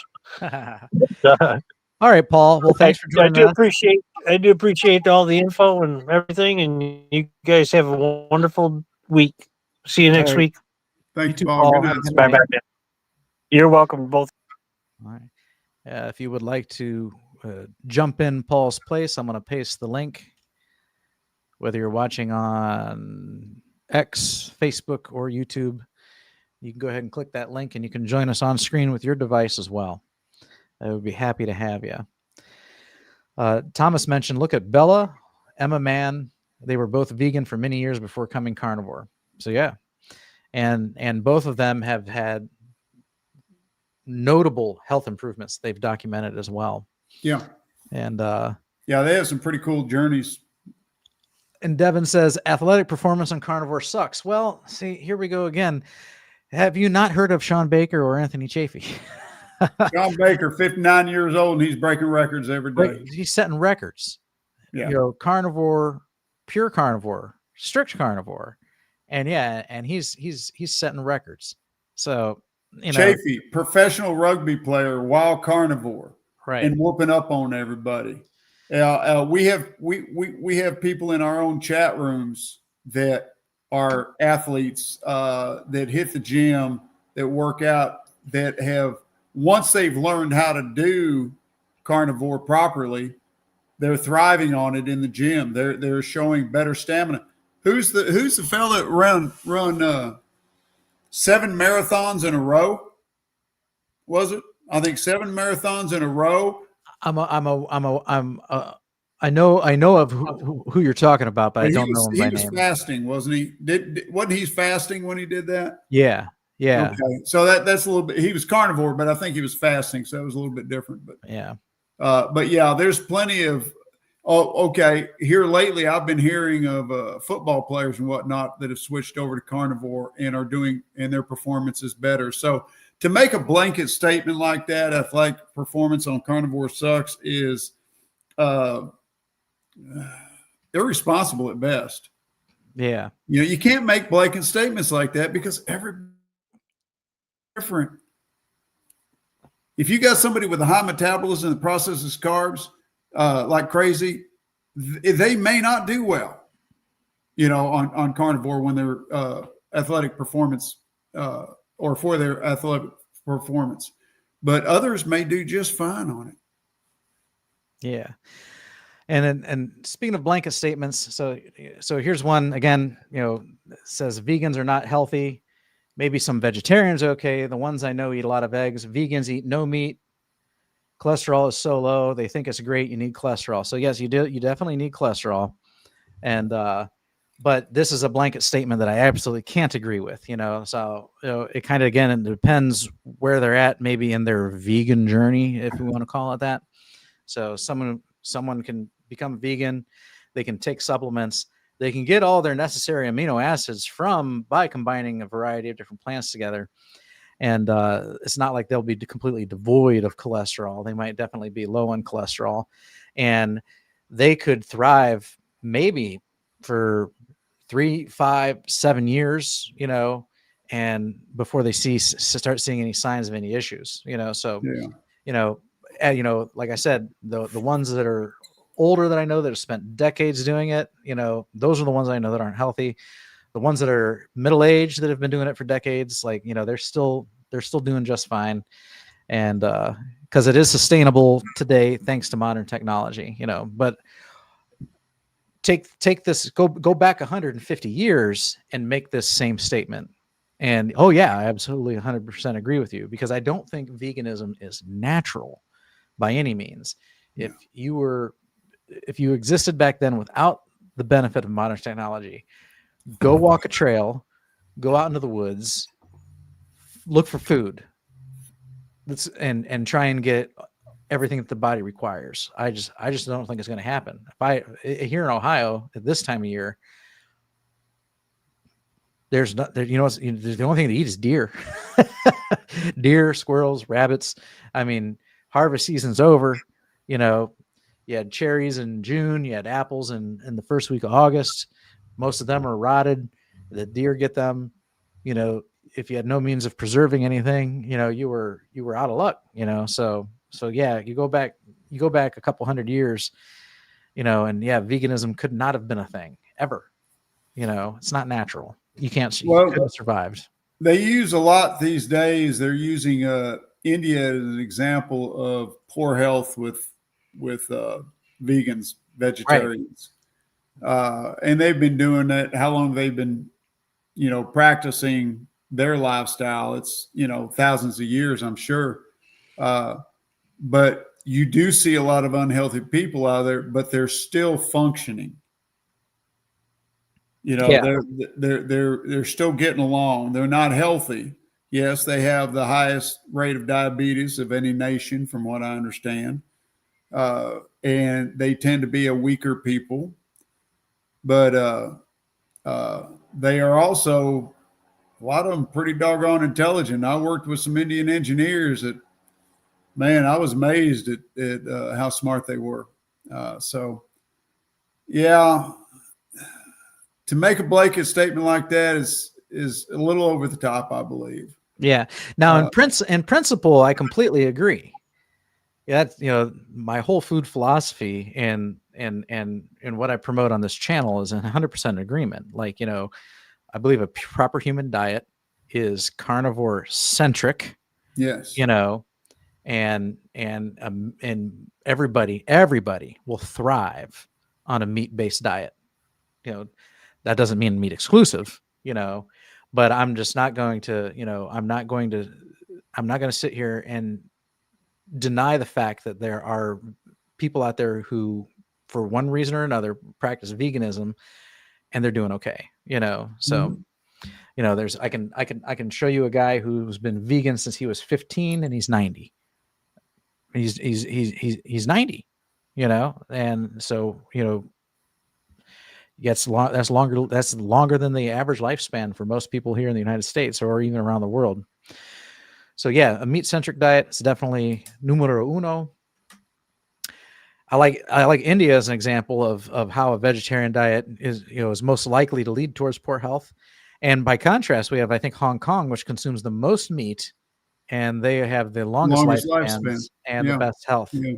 Yep. Well, and Dr. Chafee likes to compare these two tribes over in Africa, the Maasai that ate, meat-centric, and then right next door, another tribe, I don't remember which ones they are, that are basically, their whole diet consists of eating yams. They're just root vegetable vegetarians. And he talks about the differences of how much healthier the Maasai are compared to the others. But the others are still surviving. They're still making it. They're just not making it as well as the Maasai are. Right. Because the Maasai are getting meeting more of their nutritional needs. Exactly. Yeah. Foxy Joe says, I fell off the wagon again last night and got myself a Subway. Well, that's okay. Just get right back on your feet again. You can go to Subway and get a Subway bowl. Right. You don't have to get the bread. They'll take any sub and turn it into a bowl. Yes. Yep. Try that next time you go to Subway. Yep. Don't get angry at yourself. I see your little angry face. Don't get angry. Learn from it. Forget the mistake. Learn the lesson. Next time, go get a bowl. And that's how you would make Subway acceptable too. It's like, you just ditch the bread and pile on whatever free fixings you want. They came from the earth. They'll be okay. They're not going to kill you. So vegetables are not going to kill you. So they might be trying to, but they're not going to. So, and then, that's if that's the only thing around and that's the only thing you have to eat, it's not the end of the world, But if you're desiring to stay strict carnivore, I know that's kind of like, I don't go to Subway anymore. So I haven't been to Subway in years. And for that reason too, because I don't want a bowl full of lettuce with a little lunch meat on top. I will not go there on purpose. Mm-hmm. If I'm with some friends and that's where they want to eat lunch, then I'll make a choice of either getting a bowl or fasting. Right. Depending on the mood and how hungry I am. Yeah, I'm the same way. I'm the same way with like Chipotle. Like if everybody I'm with, everybody's voting on Chipotle, man, I'm kind of gonna be there as a victim of who I'm hanging around with. I can make it work. Another place you can get a bowl. You can get a bowl and you can do no rice, no beans. Yep. No tortilla. Double up on the meat portions. Yeah. All right. Hey, Lexi. How you doing, Lexi? I'm good. Doing very good, actually. Welcome. Been sticking to medical keto. Feel amazing. Uh, Mm-hmm. honestly, like, I feel like I'm kind of going down the same rabbit hole as, like, Dante Ferrigno, where I don't know if you know about him, but lately, I think he just had a video with Carrie Mann on Homestead How. And part of what he was talking about was, like, how all he wants to talk about is God. I'm sorry if that makes you guys uncomfortable, but I just. Not in the least. We're Christians. Okay, Yeah. good. Yeah. No, it's fine. But anyways, so like I don't know if you guys know about how my sister was struggling for so long and how that kind of threw me off my routine, and because like she's bipolar, and so a few months ago she started to have this pretty severe manic episode, and her Who, life kind of fell. My who? sister. Your sister. Okay. All right. Yeah. Yeah, my twin sister. She was struggling so much. Things are getting better for her, but over this last few months, I've just gotten so much closer to God, and like I don't know, it's all I want to talk about. Mm-hmm. Like I'm just on fire for the Lord, and I've been on a faith journey for the last like 2.5 years now, but it just seems like the last few months I've just I don't know. It's Excellent. just been it's been hard, but at the same time, like I've been reading my Bible more, and like now I just want to make my YouTube channel all about that. Mm-hmm. Even though I know that's not why like people follow me. I don't know. Yeah. Yeah. No, Hmm. I understand. So, like, I've thought about starting because this one's called Carnivore Talk, and that's obviously the topic here. And so I've thought about. There's other things I'd like to comment on: world events, politics, and religion. But I don't feel like I'm the same way. I don't feel like doing that on a channel that's called Carnivore Talk. So I've thought about starting another video. Now your channel is just named after yourself. So you can, you don't name yourself after a particular theme. So you can actually talk about whatever you want, That's true. So so if I start another, I mean, I have another channel and it's literally just called Robert Angle. And it was me and my wife and kids. We'd vlog like, 10 years ago or something, try and come up with creative stuff. I don't want to do it there either. I've thought about creating a new channel, and but then I have hard enough. I lack time anyway, so like I haven't filmed a direct video for this channel in months. Like I do these Monday Night Lives, but I actually haven't sat down, with my outline and just talked to the camera and edited it and uploaded it. I haven't done that in months just because I lack the time to, and I got a whole list of subjects I'd like to talk about. So why would I start a new channel when I don't have time to do this channel? But I'm glad to hear you sounding positive, Hmm. and I know you mentioned in the chat the other week that you think the carnivore, your dietary changes have helped,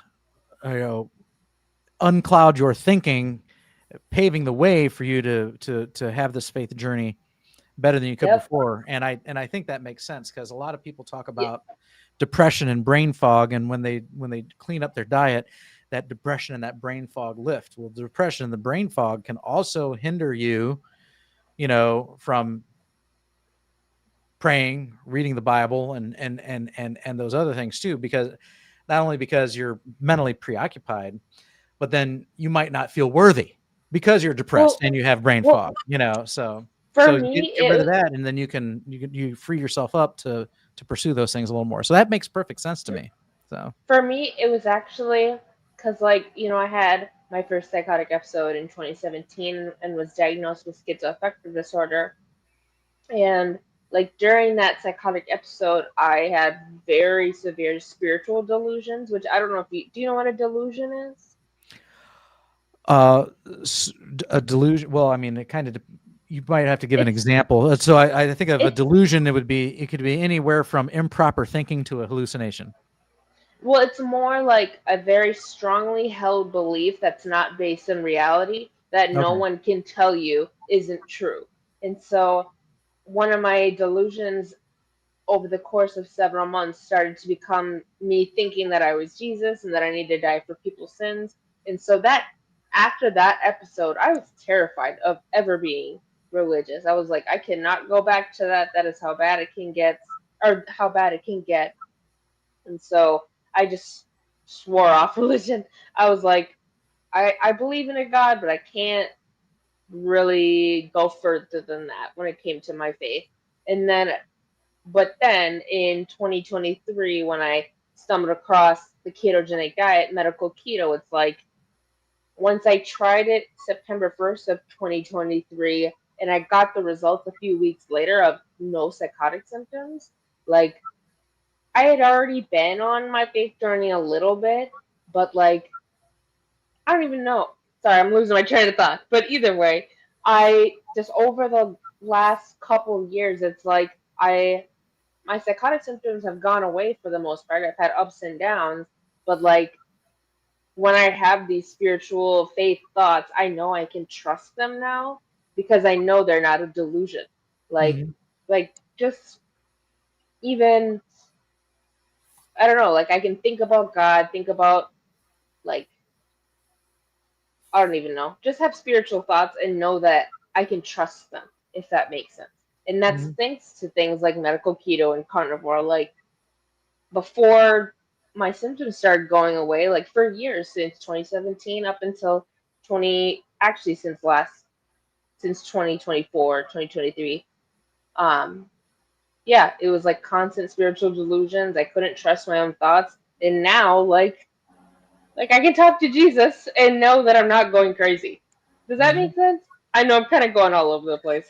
Well, yeah, what's interesting is you mentioned that, like, you were started to think you were Jesus and that you had to die for people's sins.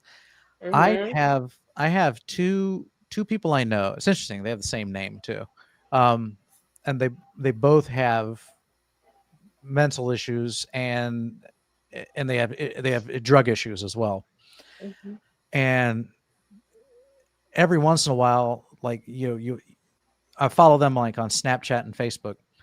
Both of them from time to time will go through these phases where they're posting that they are God, and they're telling people that they're God, and they'll even have friends or boyfriends. They'll get them calling her God, and saying that she's God and Wow. stuff like that. And I think the guys are just saying whatever she wants to hear because they're just after a girl. But so so it's interesting that you when you defined what you meant by a delusion, that you thought you were Jesus. It's interesting because it's interesting to me because I know two other individuals who they go through phases where they break down, and that's how the way they start thinking too. And then Mhm.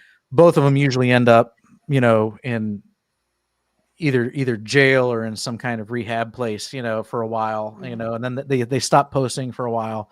And then when they get let out, they're posting again, and they're normal, and they go see their kids and whatnot. And then over the course of like another couple months, they start veering back towards that kind of talk again. And the next thing you know, they're back in jail or they're back in rehab again. That's what's so sad about psychosis and other mental illness is like Mhm. it can be so public. Like my first psychotic episode, I was posting all the time, posting the craziest things. They didn't make sense. Like it was very disorganized language, I guess. Mhm. It's like just talking about things that aren't related to each other in any meaningful way, just not making sense.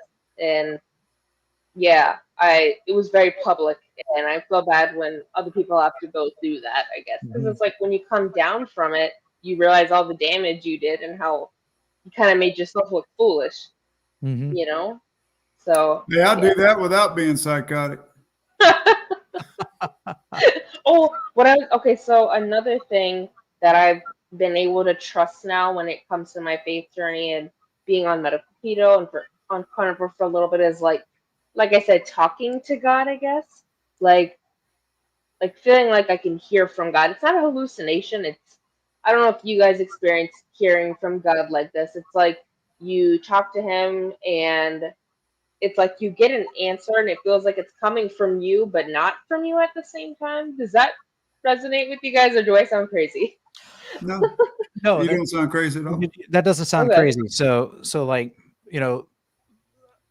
I believe the answers the response, it might not even be the answer. I'll say the response, okay, Response, to a yeah. prayer can come in different forms. It's okay. Mhm. So, the most basic example is they say that, like, prayer is you talking to God, reading your Bible is him talking to you. So a lot of times you can pray about a matter and then you can read the Bible, and wow, surprise, surprise, the page you happen to turn to, you read it and that's what you needed to see. Okay. So Mhm. that's one way of communication. Another way of communication is a friend or a spiritual leader in your congregation, if you attend one, you pray about a matter and then they come give you some counsel or some wisdom, especially if it's rooted in the Bible, then that's another way of getting an answer. But Jesus also said that the Holy Spirit would be a helper too. Mhm. And so you could pray about a matter and then you have a thought or you recall some Bible principles you may have read before and realize that this is what applies to my situation. And that's Holy Spirit giving you the answer by bringing these things back to your mind. So yeah, any of those could be ways that the communication comes back to you. So does that sound strange or crazy? No, absolutely not. So Right. Yeah, I think Now, so. if you're yeah. Sorry. walking in the Spirit, God is going to talk to you. Hmm. It's just that simple. What's so hard about like schizophrenia and faith is like a lot of the things that are tied to Christianity are also symptoms of schizophrenia, like thinking God is talking to you and putting thoughts in your head, or like um thinking you're seeing signs and things. Like that's also a symptom of schizophrenia. And I'm not saying people are Christian or schizophrenic. It's not what I'm saying at all. I'm just saying that's why it was so hard for me to trust having a faith journey, you know? Yeah, no, I I get understand that. that. That's why I do think that I do think it's important to like read the Bible, Hmm. and study it because there's a scripture in James where he says that you need to test the inspired expressions. Okay, so like you might hear something and it sounds inspired, but how do you know for sure? Well, if you're a student of the Bible and you read the scriptures, then you get to know God that way, because that's basically how he lets himself be known to us. He's had it all written down. And Exactly. if something that you hear or feel or something kind of conflicts with what you read in the Bible, then you should probably go with what you read and not with the feeling. So everything's grounded or rooted in the scriptures. Exactly. That's the backbone. That's the touchstone, to test everything against. So And that's why I've been reading the Bible more too. I'm just trying to like get to know God, get to know Jesus. Like, I've been, like I said, on this faith journey the last like 2.5 years, and I'm just now finally starting to really read the Bible. It's my journey has been very slow and like just has built on itself, I guess. I don't know if I'm making any sense, It's but called yeah. growth. It's called growth. Sure. Yeah. We all start off. We can't even crawl. At some point, we learn to crawl. At some point, we learn to walk. At some point, we learn to run. You are in that journey right now. I start every morning off uh, in devotional, and I start my devotional off with prayer. And I'll be right back. so often,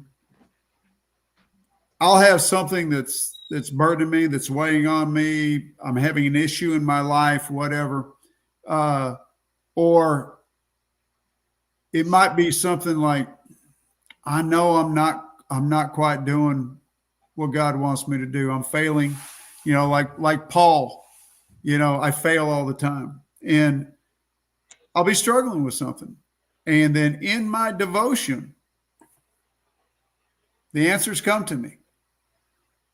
I like to read Oswald Chambers every morning, his daily devotional, and quite often he's the one that speaks to me the most, because he'll come up and say, "Here's what your problem is."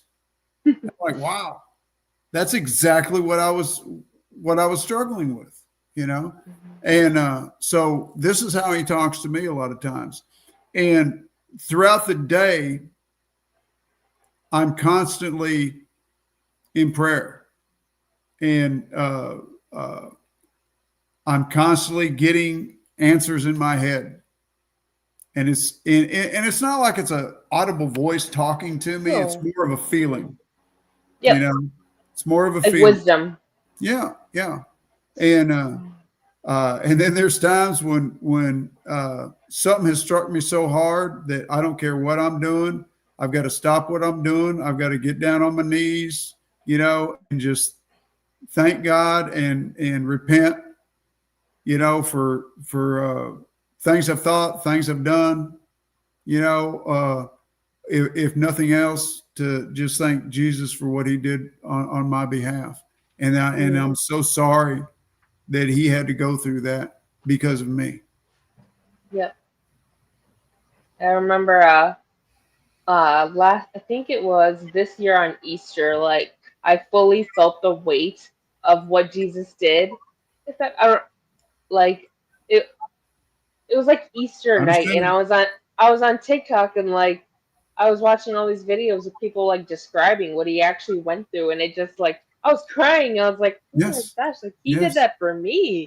Yeah. Like, mhm. It is because of you, me, Bob, everybody, that he had to go through that. Yep. And when it breaks your heart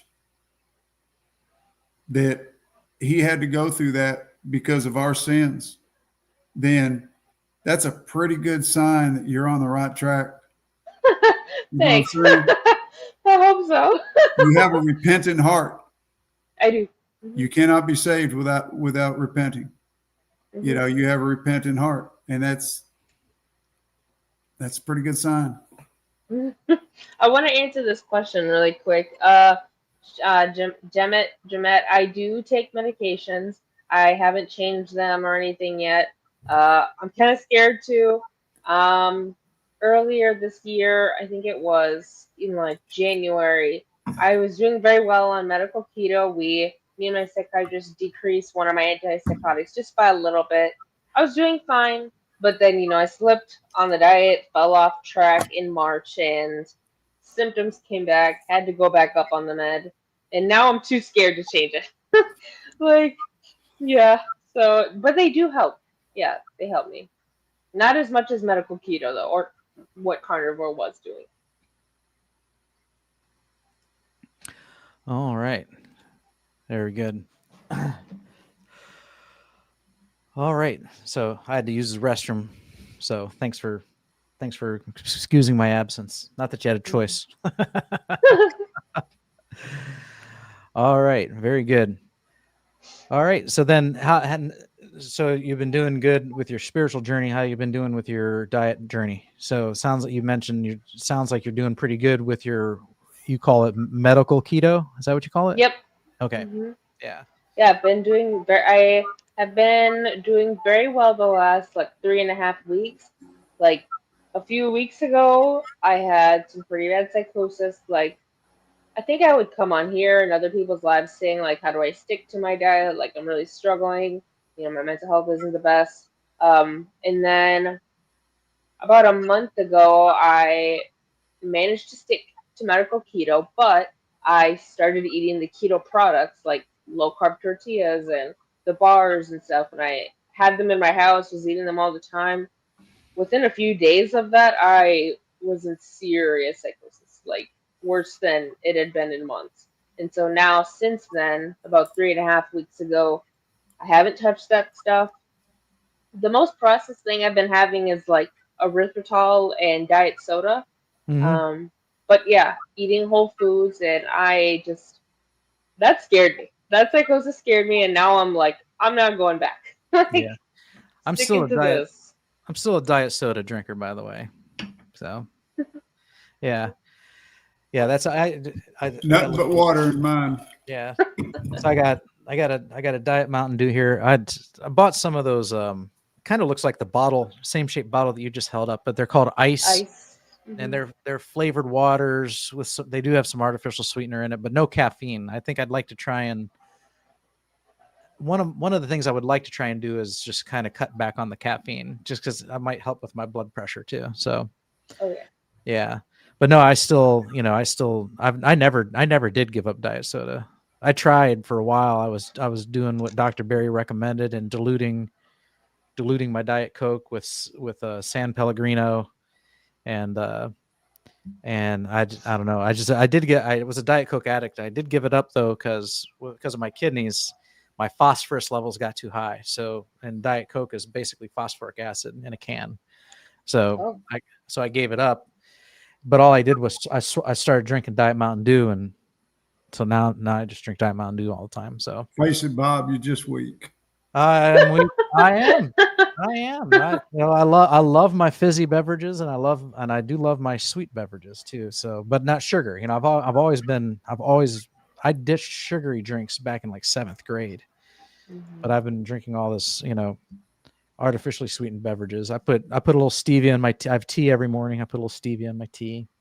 Man, when I was in the Army, I was a Dr. Pepper addict. Had to have it. I drink probably 10 of them a day.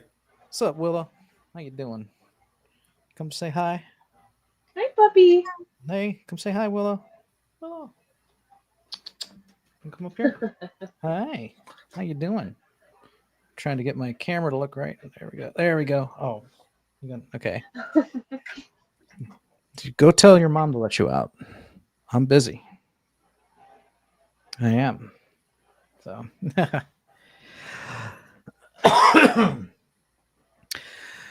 All right, very good. And we'll go back to these comments here. Foxy Joe says this channel rocks. Thank you so much. Kitchen Witch says Bob is the man. Now that's a little overboard. So, we got to give a lot of credit to Jeff here. Jeff is my, moderating partner over on carnivoretalk.com, and he's here almost every Monday, faithfully, talking, so, I got to hand it to Jeff. This is, almost 50% his show as it is mine, with the way things go. So that's why if you ever notice, a lot of my thumbnails, I got Jeff on the thumbnail. We need to get more pictures of you, Jeff, because I just got that one screenshot of you looking surprised or shocked or something. I use that again and again. But say I do the same thing with me. I've got the same 3 pictures of me that I keep recycling all the time. And it got to the point where even my kids are like, Dad, you've become one of those YouTubers that use the same picture every video. Let's see here. Our brains are made of mostly cholesterol. We heard about the link with dementia and statins as well. That is absolutely true. As statin use goes up, dementia goes up in concert with it. So yeah, absolutely, cholesterol is important. And my cholesterol, my LDL, well, about 6 months ago now, it peaked at 300. And my doctor wants me to go see a endocrinologist. I guess it's an endocrinologist now, not a cardiologist. And so that comes up in January. So I will just for the fun of it, just to talk, but I'm not worried about it. And I was eating a lot of butter bites at the time too, so that's probably why it got hit 300. But usually it's in the 200s, upper 100s, lower 200s, and I don't worry about that one bit. I brought this up before too. There's a cardiologist YouTuber named Dr. Allo. I don't know if any of you heard of him, but he had a video out where he was saying that, is it okay to have an LDL that's a negative number, like someone had a -7 LDL. Now how that's even possible, I don't even know, but he thought that was great, and I'm like, wouldn't that kill you? I don't know. Something has to mess up the reading to read it negative, but yeah, because doesn't every cell in your body require cholesterol? He'll say that every cell in the body makes its own cholesterol, know. So it's kind of weird. It's kind of funny because he released a video recently, like basically knocking on Dr. Berry for saying that the liver produces all the cholesterol that your body needs. And he said, no, your liver doesn't produce cholesterol. Each cell produces their own cholesterol in the body. But then if you look it up, yeah, the liver, that's like you look it up on the internet, the liver is what makes the cholesterol. So I don't know where he gets that. So I don't know. But yeah, negative cholesterol was okay. So he's one of these guys that half his information is pretty enjoyable to listen to, and then the other half of it, just because he's against the carnivores, and so he'll release videos that knock on that. He was another social media. This kind of a bit of a whack job, but I like him. I like watching some of his videos, until I disagree with him. I guess what you could say. I guess it makes me sound stupid. But Dr. Ids, that's another one. Have you seen him? IDZ, Dr. Ids. Yeah. Yeah. So he'll have these videos where, he cites all these studies. Well, anybody can play this game all day long. Like, Paul Saladino can cite a bunch of studies, and then he can, of course, cite a bunch of studies that say the opposite, because that's just the way it is. Studies are biased too. So studies aren't the gospel. And so, yeah, he does that too. Like Paul Saladino, who I think is incredibly smart, and yeah, he reads studies all the time. But then Dr. Iswell, he created a video the other day where Saladino, he had a clip of Saladino talking about, I'm trying to remember the exact subject. It was people fed an ultra processed food diet fared worse than people fed a whole foods diet. Okay, according to this study. That makes perfect sense to me. I can see where that would be the results. Dr. Ids then turned around and criticized him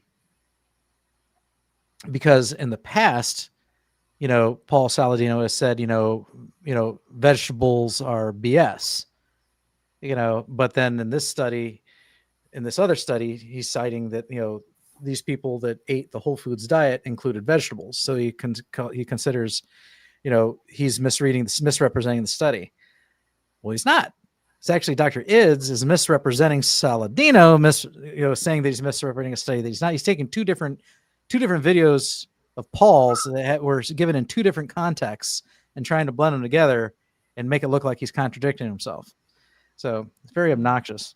One of these days we're going to have, I'm either going to do it on a short, a direct edit video, or we're going to have a Monday Night Live where we just bring up stupid, embarrassing TikToks from vegan propaganda stuff, and we just sit here and play them, and we can sit here and mock them all evening long. I think that'd be actually fun. So let's see here. That is what comment? That's 8:39. Oh wow, I'm an hour and a half behind on comments. Oh.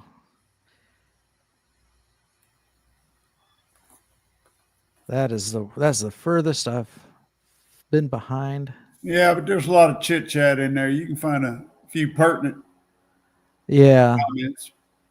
That's what I'm trying to skim for. Yeah, that's what happens is a lot of this is chit chat. So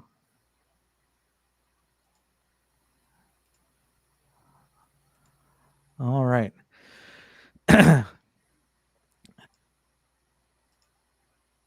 So we could go back to talking about Lexi's faith journey.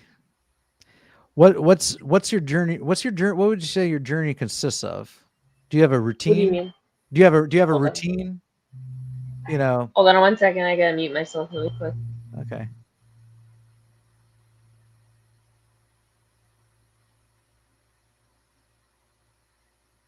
That's okay. Jeff, you said you have a routine. Yeah, we were talking about it when you were gone. Mm-hmm. Yeah, I was just saying that I start my day off in devotion every morning. I don't do anything till I start devotion. I start that off with prayer. And like I was telling Alexi, quite often, if I come to the Lord with something that's a burden to me, I'm having an issue that as soon as I start reading my devotion, the answer will be right there. Mm-hmm. And I like to, in my devotional, I like to start it off with reading the daily devotional from Oswald Chambers. my utmost for his highest. And he's sometimes I don't understand exactly what he's talking about, but there's other times it hits home. He just nails whatever it is I'm going through. And then I do my devotion through John MacArthur's devotional Bible, and that's where I spend a lot of my time. But nothing starts the day without going to the Lord first, And then throughout the day, I find myself in constant prayer. Mm-hmm. If it's nothing more than just thanking the Lord for something that went right, or thanking him for chastising me because I did something wrong, I guess for me, maybe I do need to get better at this, but I don't necessarily have like a routine. Like as far I consume a lot of like Christian content throughout the day, like YouTube, like just a little bit ago I was watching people's testimonies on YouTube and well I guess on Mondays I just started doing Bible study with a Christian friend of mine, which has been nice. But otherwise, like Jeff said, I pray throughout the day. Um like I said, recently I've been reading the Bible more, so and when I read the Bible, it's kind of random, I guess. Like if I'm on TikTok and someone brings up a scripture, I'll like stop the video and go look it up and then read that whole chapter of the of where that verse is. And yeah, that's really my routine. Maybe I could get better at that. Yeah, no, that's good because then you can see the citation in its context too. Hmm. Yeah, so mine usually includes, so I habitually before eating will say a prayer, you know. So if I'm with the family, that's out loud on their behalf. If if I'm on public, that's obviously private. And those are just routines I've carved out for myself. I don't think you necessarily have to. It's not something you have to do, but for me, it's something that keeps me regular. Hmm. And then you can find these graphs on the internet, these charts where you can read the Bible in a year, and so I try my best to keep up with that as well. So, Hmm. and I've read two different translations. I'll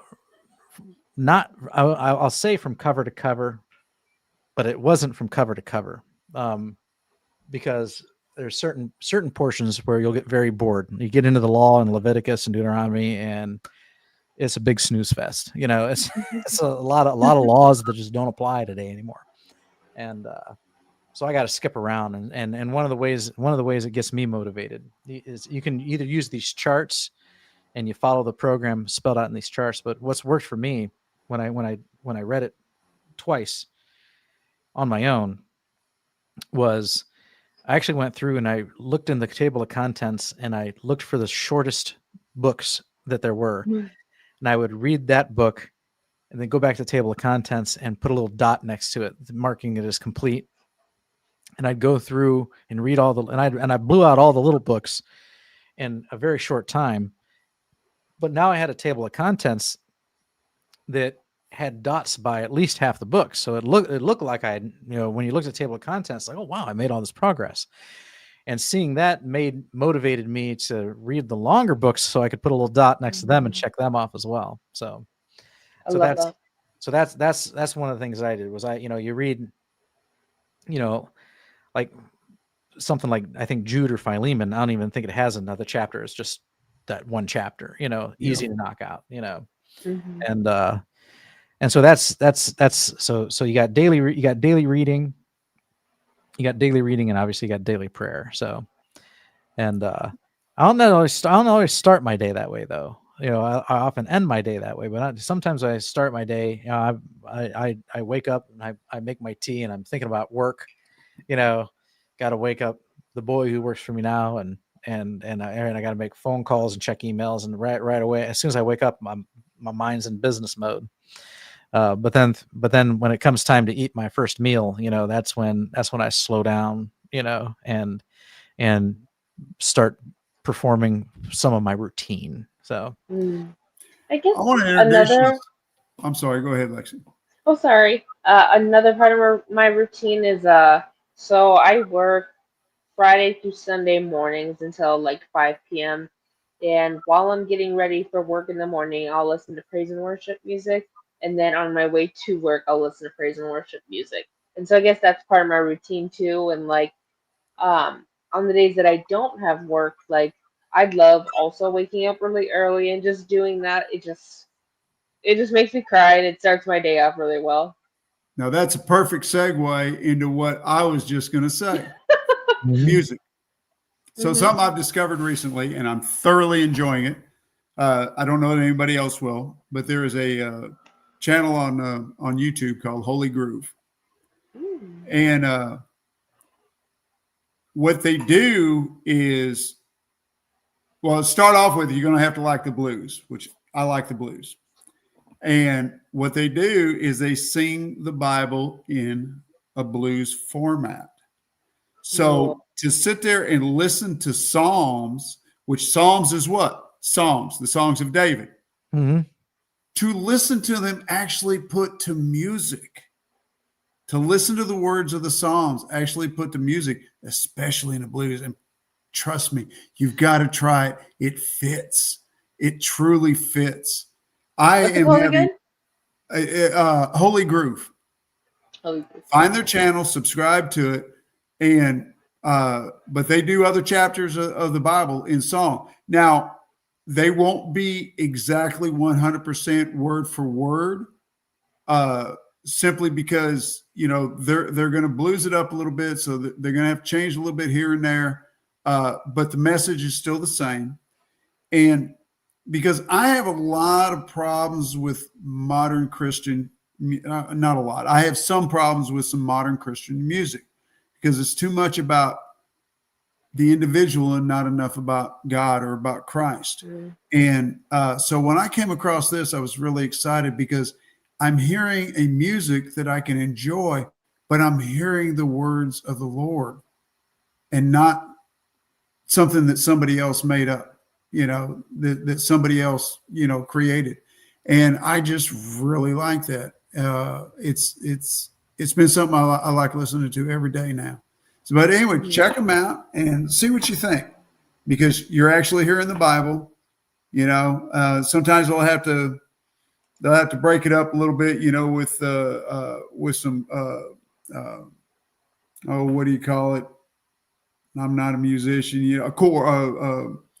When they have to repeat something, Of course. The a chorus. chorus. Yeah, Yeah. they'll introduce a chorus, and say some words over again.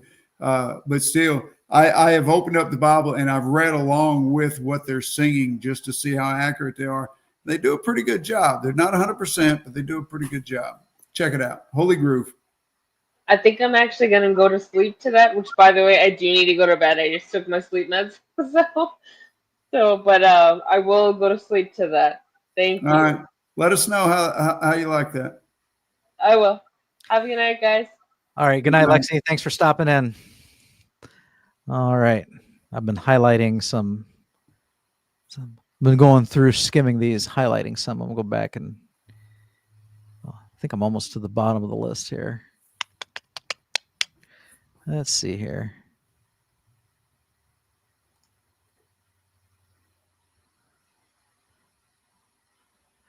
Put the link in the chats. Oh, okay. It's pinned, Tom. But here it is. Here it comes again. Unless you're talking about the chart for the reading, that might be what you're talking about. I thought you were talking about the link for joining us on screen. I'll have to find the link for the chart, but you could probably Google it. Read the Bible in a year is probably the keywords you'd have to use. You could probably find a PDF for that. All right. Okay. All right. So here we start a few of them here. So we already looked at that one. Are there any poisonous meats? So there are. Yes. Puffer fish comes to mind, and I posted on that. Yeah, and yeah, Foxy Joe did bring up the puffer fish. There's certain amphibians, like poison frogs, and then there's certain organs too. Like like if you eat a polar bear liver, you'll probably die. Yeah, Because you'll get vitamin A or copper toxicity. I think it's a vitamin A toxicity. So there can be some issues, with certain carnivore foods for sure. Generally though, that's like, the vitamin A toxicity, that's not necessarily like a plant toxin. It's not like a plant toxin as in this is their self-defense mechanism. It just happens to be that the polar bear liver is loaded with vitamin A more than you would need. And if polar bears have always been in the polar regions, humans weren't eating them because humans were always kind of started off around the equator or out of Africa or something like that, Middle East. So I remember when I was a kid. I lived in Alaska for 3 years, and I remember this was back in the early '60s, and I remember back then the Eskimos telling us that you couldn't eat polar bear liver because all your hair would fall out. Why I remember that, I don't know, but that just sticks in my brain. yeah, as you can see, I never ate any. So. Right. Yeah, that's interesting. So, and that's, you do have to be careful with the over consumption of organ meats. So like some organ meats is good, but the overconsumption of organ meats can be problematic.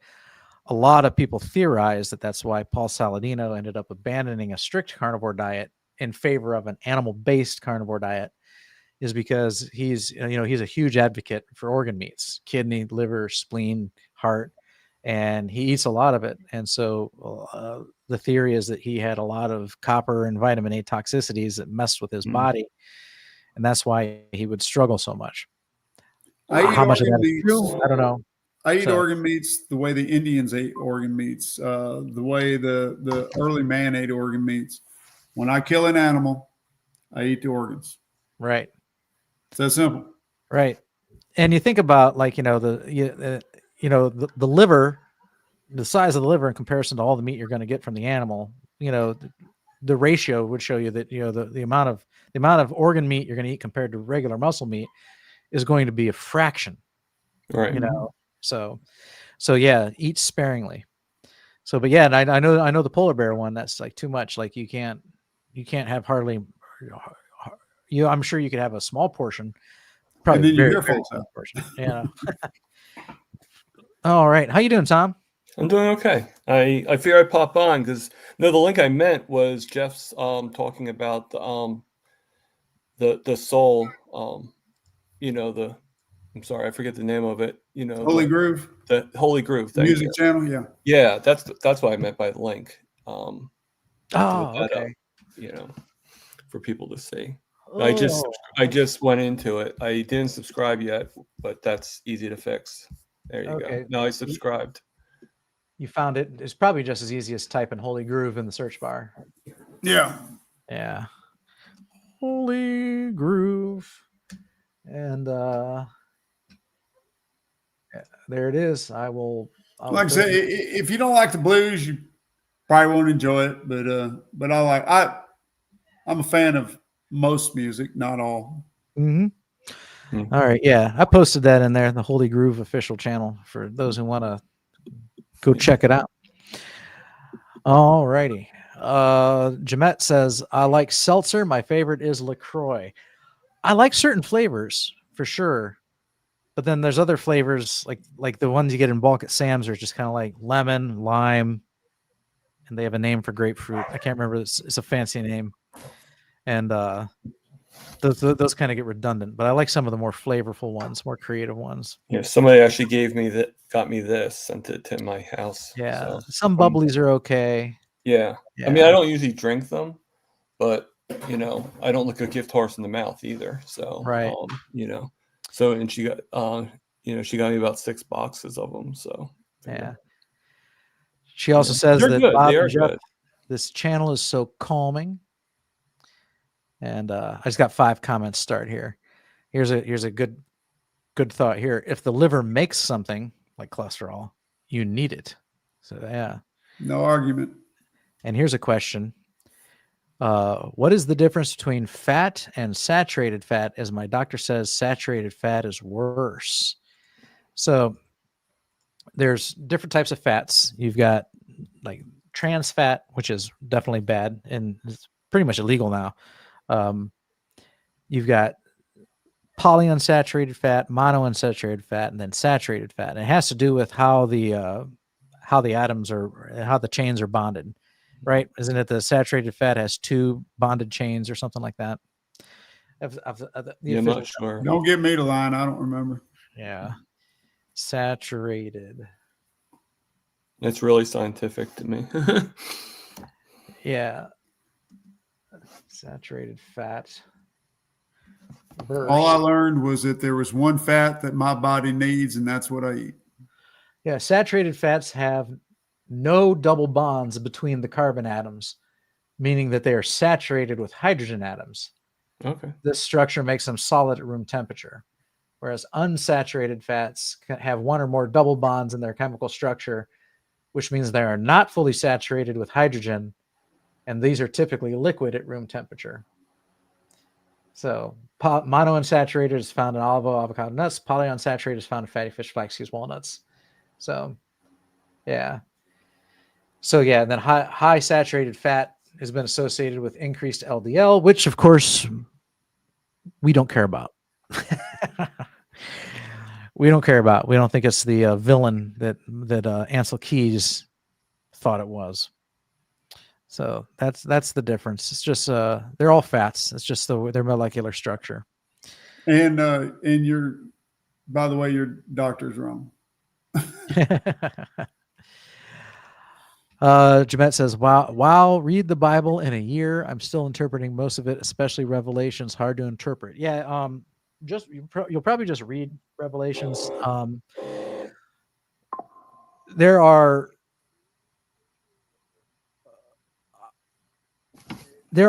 many different interpretations of Revelation. Obviously, I think my interpretation, not my interpretation, but there's an interpretation that I think is correct. And there's like 5 other ones too. And so that's deep stuff there. That's a deep study. You get into this Revelation. is why I use a study Bible. Yeah. Because it helps me get through the things I don't understand. Yeah. I will say that the key, okay, and this is remember I mentioned that the Bible is the touchstone. Okay. There's a scripture in Peter that says that the scripture does not spring from private interpretation. Okay. So what that means is the scriptures cannot be interpreted by a human. The scriptures will interpret themselves. Okay. And I'll just give you one example of it. So like in Revelation, you'll have beasts. Okay. And you'll have this beast that looks like it says it has paws like a bear and a head like a lion, speaks like a dragon and stuff like so and it comes out of the sea and it does some stuff like, and it's a vision like they should really make a Hollywood. I'd love to see a Hollywood production of just picturing everything that John pictured in vision, because it had to have been intense with no interpretation. I think it would be awesome. Well, if you let the Bible interpret itself, beasts always refer to political powers. So you go back to Daniel, and then you've got world powers throughout history that had an influence on God's people. And it talks about a beast that comes and it's got, it's a bear, and it's chewing on bones. And you got another beast that comes and it's a lion. You got another, and then in Daniel, it'll say that, this one beast was Babylon. This other beast was Medo-Persia. This other beast was Greece. This next beast is Rome. And then, so in Revelation, which takes place after all that, because at the time it was written, it had to do with the future. The beasts are going to be political powers, a political power or a conglomerate of political powers that had yet to arrive. So that's an example of the Bible interpreting itself. So that gets pretty intense, because then you have to say, okay, well then, you have to look at political powers that have come onto the scene since Rome and try and determine who might that beast represent.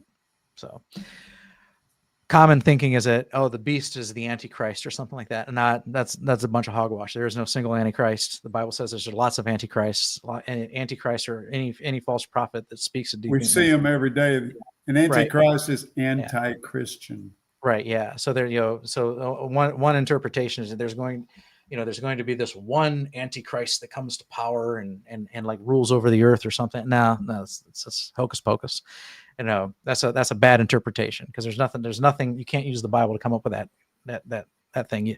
Beasts always represent governments, and today they still do. You have in modern times, they still do that. The United, and governments have always done that. That's why it works today. Like the United States likes to represent themselves with the bald eagle. Russia likes to represent itself with the bear.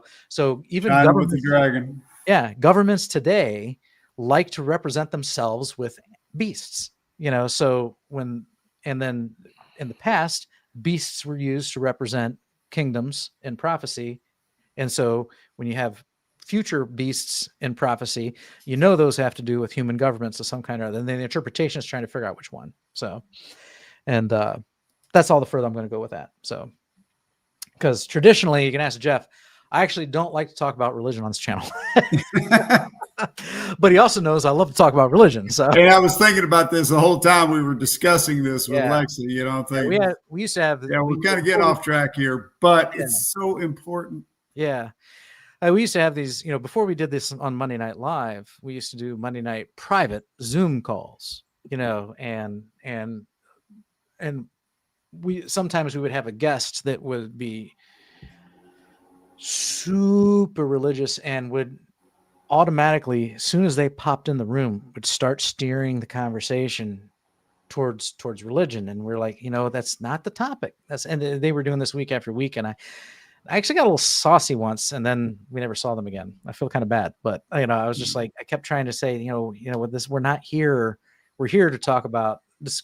People come here for the Zoom calls for carnivore support. This is not Bible study, So I enjoy the subject thoroughly, but that's I do. If you ever start up a channel dedicated to it, I'm there. Yeah, I think about it. I it's not, to me, that's a subject I can talk about.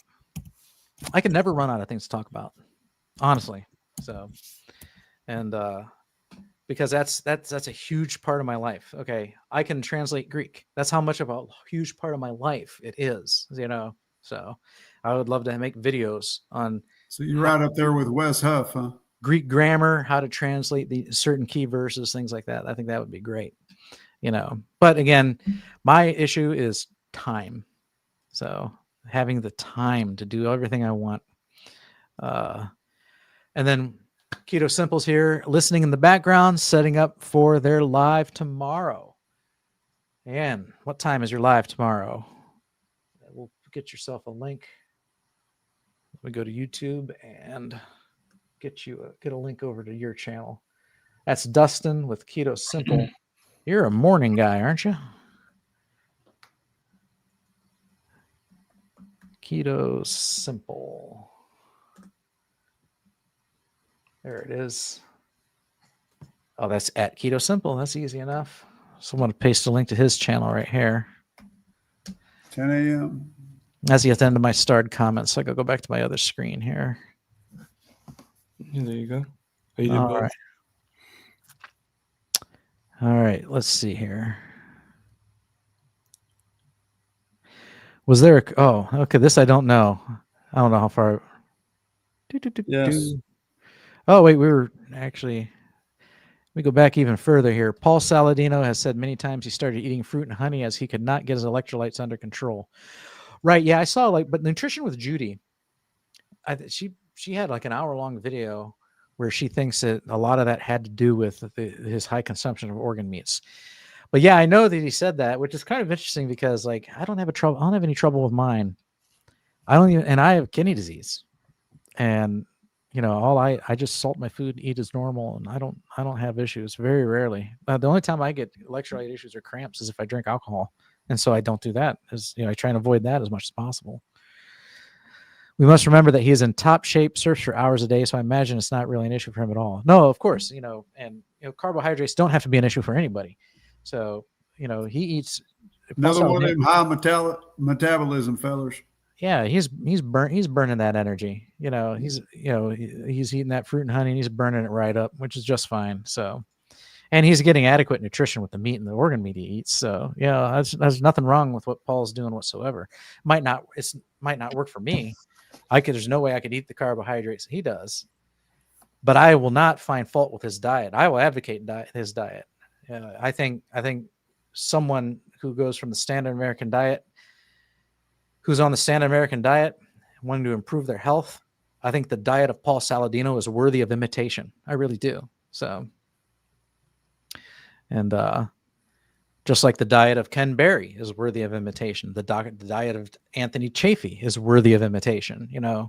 So yeah, if that's what works, that works. And yeah, but I think his physical activity is definitely what helps him out. So that was there a class action lawsuit with LaCroix as they had ingredients that caused addiction?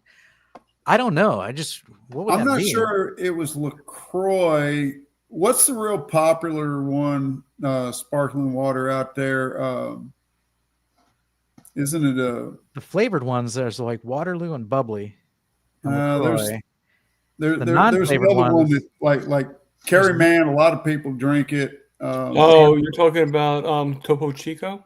Yes, Topo Chico. I think there was something with that one where they had some issues with it, that there was something about it that wasn't clean. And I believe that one there was a. Well, aren't they owned by PepsiCo? I'm not sure. Yeah, I don't drink none of that stuff, so I don't know. They kept on saying they're owned by PepsiCo, so they will never drink. But there was something in there that wasn't right, and they supposedly cleaned up their act. I don't know. Yeah, probably the flavored ones. I know there's some flavor. Yeah, Topo Chicos are pretty good. I've got an unflavored one downstairs. My favorite bubbly water that tastes great, but no flavoring whatsoever. It's literally just carbonated water. It's called Saratoga. Okay, it comes in a blue glass bottle. I love Saratoga. So the other day I got a Saratoga, a Topo Chico plain, and I got a San Pellegrino, and I'm gonna drink them all side by side in a taste test. So they should taste the same because it's supposed to be just water. Do a blind taste test. Yeah, blind taste test. Yeah, I'll have my wife help me out with that. Dustin says, naturally occurring trans fats is not really a problem. It's the trans fats that come from hydrogenated oil manufacturing process. That's absolutely true, because I think there is a tiny bit of trans fat in your beef, so that occurs naturally. So that's fine. My wife did a blind taste test with me with butters. She bought 3 different butters: Kerrygold, the store brand, and one other one. I don't remember which one it was. And she did a blind taste test, and I was able to tell the difference. It's still not enough for me to spend the money on Kerrygold, but I could definitely tell the difference. Right. Donna Ray says, "Sorry, I wasn't chatting. I fell asleep and just woke up." We have a history of putting people to sleep. We put Papa Carnivore to sleep a couple weeks ago.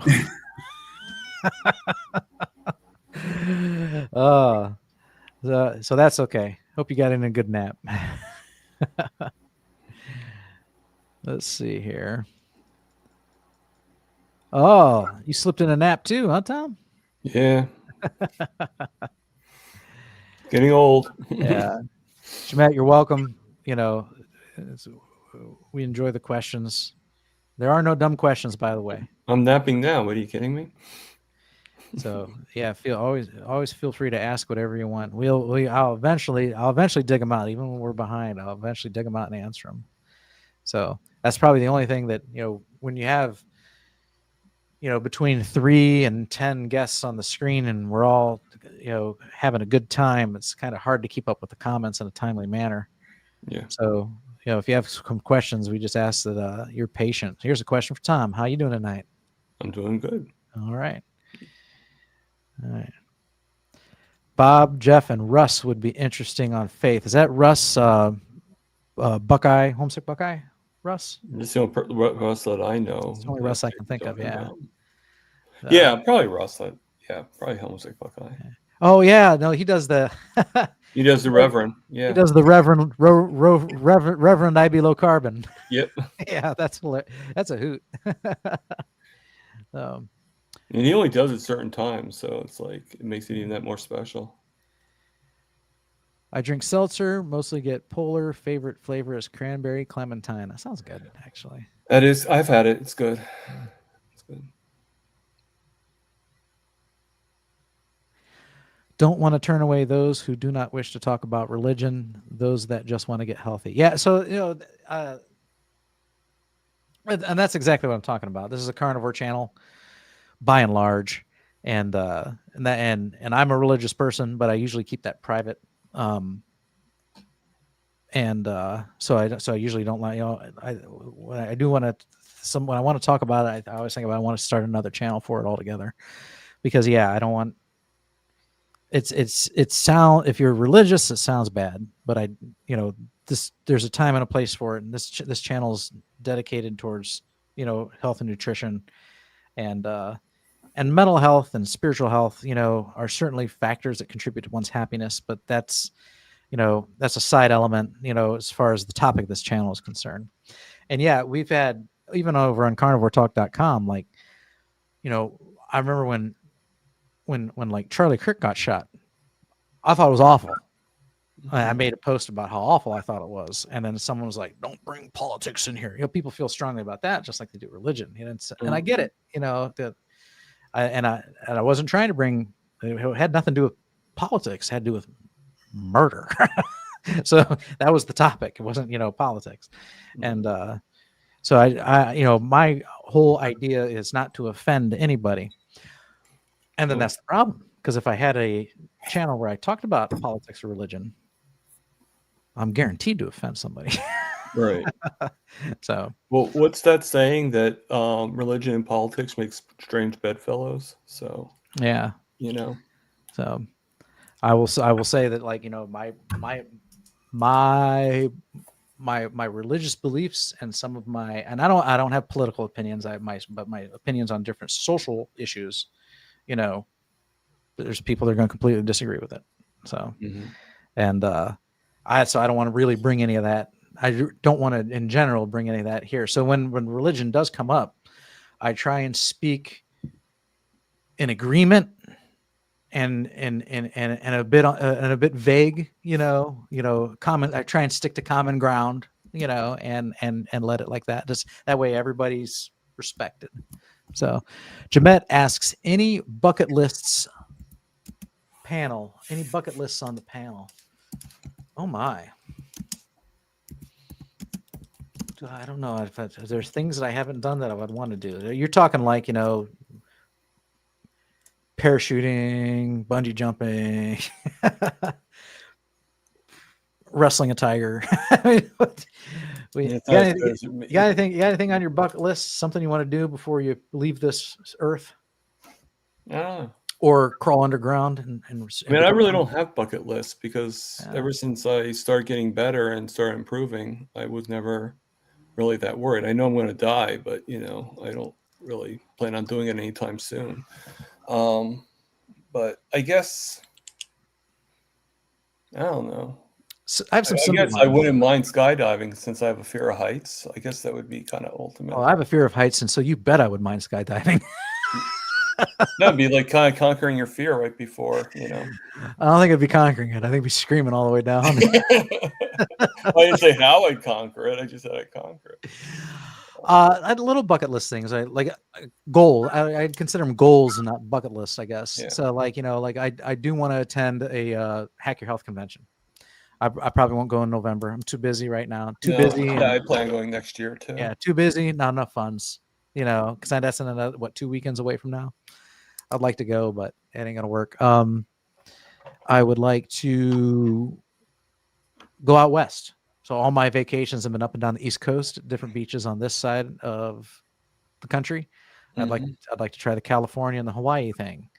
I would like to go on a cruise. I'll probably get to go on a cruise before I actually get to go out west. So, or Hawaii. So there's little goals like that, and things that things that have held me back were having young kids, lack of time, lack of money, but as you get older, you solve all of those. You have more time. Kids grow up, move out, and you have more time. You don't have the kids, and then because you don't have the kids, now you got the money. so, so some of these things will come to fruition, in the years ahead for sure. Yeah, I guess mine would be just do some more traveling. Would be the real. Yeah. Yeah. Like, are you in Florida? You're in Florida, right, Tom? No, I'm in New Jersey. You're in New Jersey. Okay, I was wrong. Yes, Okay. you were. When I was younger and stronger, I wanted to catch an alligator by hand, and not a big one, not a real big one, but big enough to make it a challenge. And I do things like that, I Russell, that little guy there. No, I'm talking more, I know, like a 6 footer, and would be much but I don't have the strength anymore, especially in my hands. I don't have much grip anymore. So that's kind of out, but I still want to hunt alligator. I've never hunted an alligator. I want to hunt alligator. Okay. That's one thing. One thing I would really love to do, I can't do it because of the farm and the family, but I have this dream that I'd like to get on my motorcycle and take a cross-country trip and go and visit a lot of my carnivore friends that I only talk to online. I'd love to just crisscross the nation. Yeah. And meet with people like you and be able to spend some time with them.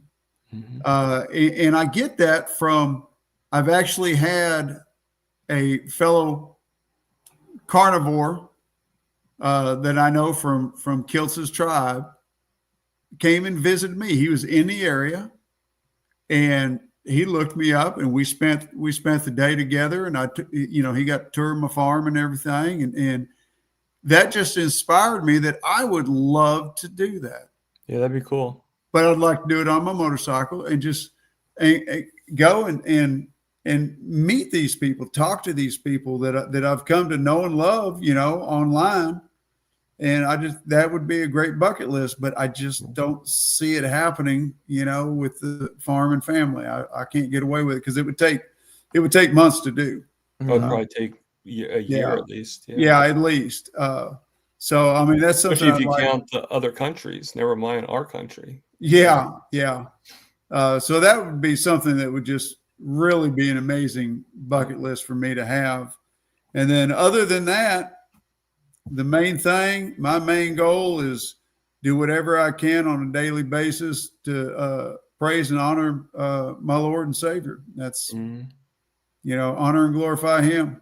Yeah. That's my main bucket list right there. Here's one targeted towards target prime rib. Thomas, I had the opposite happen with my blood sugar. After exercising today, it was 15. That took me by surprise, so I took it again. It was the same, so I ate lunch. It's usually in the mid-60s. So is that your blood sugar is 272? Yeah, I'm doing a program with SPG. I'm not supposed to say much about it, but I'm doing a program with SPG, and this is without insulin. So I just finally took insulin after 3 days, and the sugars are just staying in the 200 range because they're showing, they're trying to get me to not need insulin to get my sugars down to kind of like use other. I'll say 50 and even 60, mid 60s sounds low. I mean, every time I go get mine checked, it's like 109. So first thing in the morning, dawn effect, sometimes it's 99. So, but I would see that I could see where exercise, if you're exercise will bring it down for sure. If I actually ran around the track, I'm sure it'd go down lower. Yeah. All right. But that's why she's called Bacon Runner, and emphasis on running. Running, yes. Yeah. A class action. You're definitely gonna run for bacon. Yeah. A class action complaint 7 years ago claimed LaCroix was misleading consumers by labeling itself as all natural, 100% natural, while allegedly containing synthetic or non-natural flavor. I could see that. So it wasn't natural flavorings. Right. Wasn't water and natural flavorings. It was water Artificial fabricated. flavoring. All right. I can get 30 plus minutes behind on the chat. Yeah, I was an hour and a half today. I was able to, there's actually a lot of chit chat that I didn't have to bring up on the screen. I was able to fly through it pretty quick. Sometimes I got to wait until some of the guests they're talking, and I can kind of, divert my attention to the chat and kind of go through them and start starring the ones that could be good conversation material. Yeah, I saw that you do that. That's cool. Yeah. Russ the singing preacher. And yeah, Russ is funny, man. I got to meet him at the Carnivore meetup in Columbus, the Healing Humanity meetup. And he was funny then. And then I went over and checked out his channel, and he was funny. And I knew who he was. And Rick's on his channel on Tuesday nights often. Yep. And every other Tuesday night. Yep. Yeah. But until I met him in person, I had never really gone over and dedicated some time to watching some of his videos. So when I saw the one about the Reverend IB Low Carbon, man, that was hilarious. Like I said, he doesn't do it very often, but that makes it more special. Like it's just, so funny. because it's like that special treat every once in a while that we get. Yeah. Bob, I like your channel, relaxing like Ricks and Thomas. Yeah, that's the intent of the Monday, is to just be calm and casual. The direct videos are meant to be educational, or an update on my health. So that's a lot of people are asking me that now. Like you said, you were going to give us an update on your kidneys and your cholesterol, and I haven't done it yet. And I had those tests on months ago. So I'm bad. I've been a bad boy. I've been behind. But I have a list. I have a list of like 12 videos I want to make with different topics. So with a proper human diet, we're going to offend enough people. Sometimes keto offends carnivore and all that stuff. Yeah, that's true. It's so silly too to be offended. That's true. So I don't care what it is. Yeah, I don't get offended, but I will say that, like, only because I am a student of Dr. Berry, and I do believe in whole foods that are beyond just meat and dairy. I'm pretty open-minded, and you know what, that really springs from my religious background. So my religious background puts mankind beginning in the Garden of Eden eating fruit. So I've got that I try and reconcile with the whole meat eating thing that's benefited me so much. So that's why I'm more of the as long as the earth provides it, I think you're okay. And then I specialize it from there.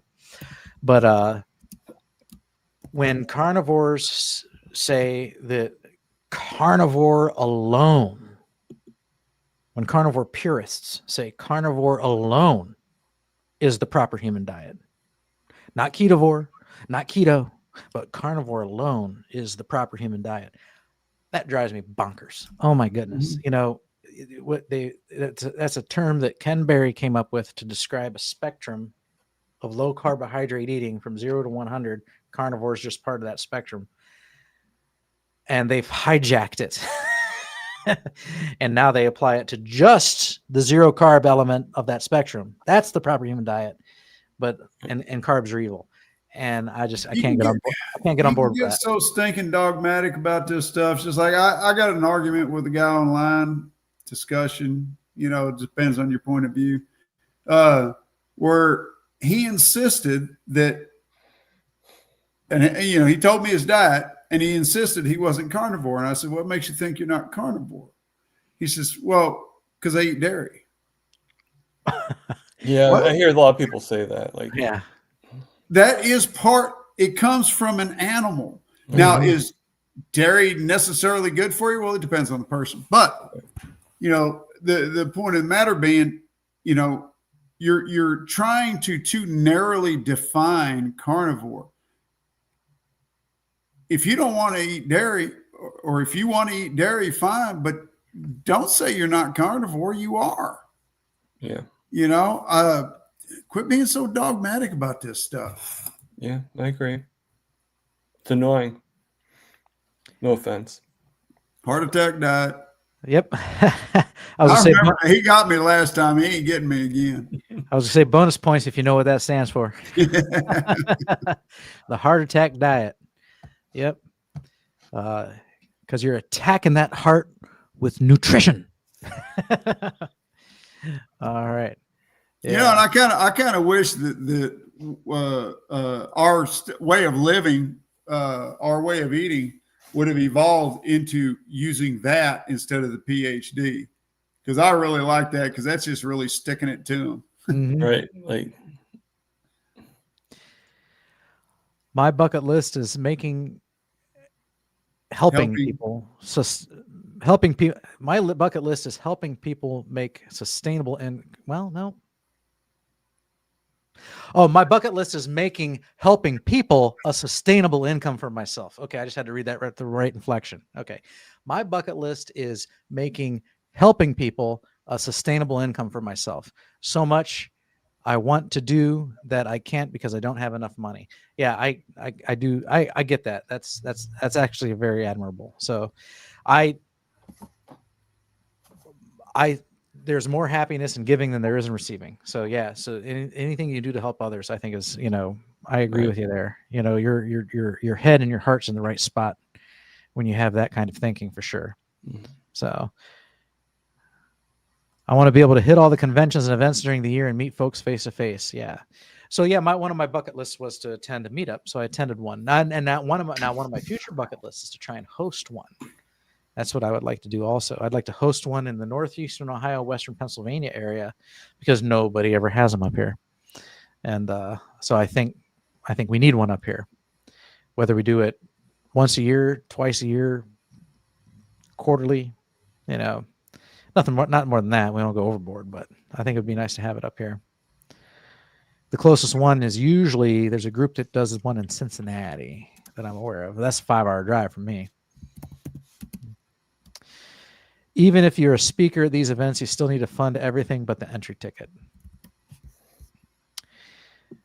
Yeah, so that's the other thing we need to think about is exactly what is going to be the itinerary, what's the schedule, and then how much of expense is going to go in that. Yeah, so there's definitely some planning has to go into that. Let's see here.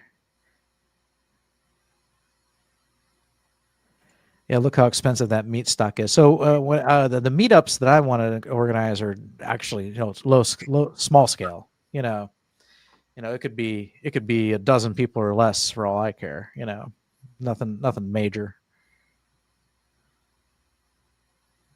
I would like to take the trains through the mountains to see all the views that you can't get anywhere else. Oh, you know what? This is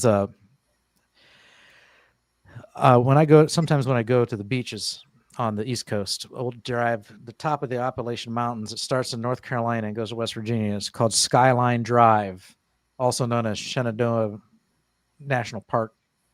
And that's what it does. It takes you right across the top of the Appalachian Range, and you'll be above the clouds, in the clouds. Cool. You can pull over at an overlook, and you can look down in the valleys below and see the little towns down there. And then the clouds sometimes be below you, come up towards you and roll up the mountain past you. And then they keep going up and over.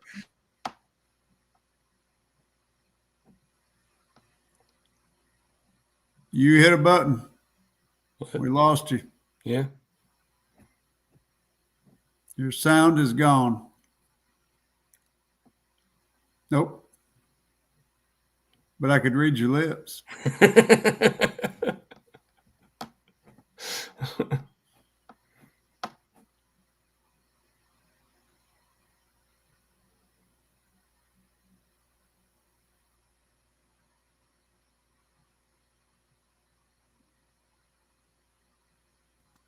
There we go. Can you hear me now? Yeah, we hear you now. Okay. All right. I muted it for some reason. All right. Anyway, you go through the mountain range and you can look at all these valleys below and the mountains, and it's very beautiful. I would like to do that during peak foliage week when all the fall colors are in effect. So, but that's an entire day, because you just drive and you keep pulling over to stop.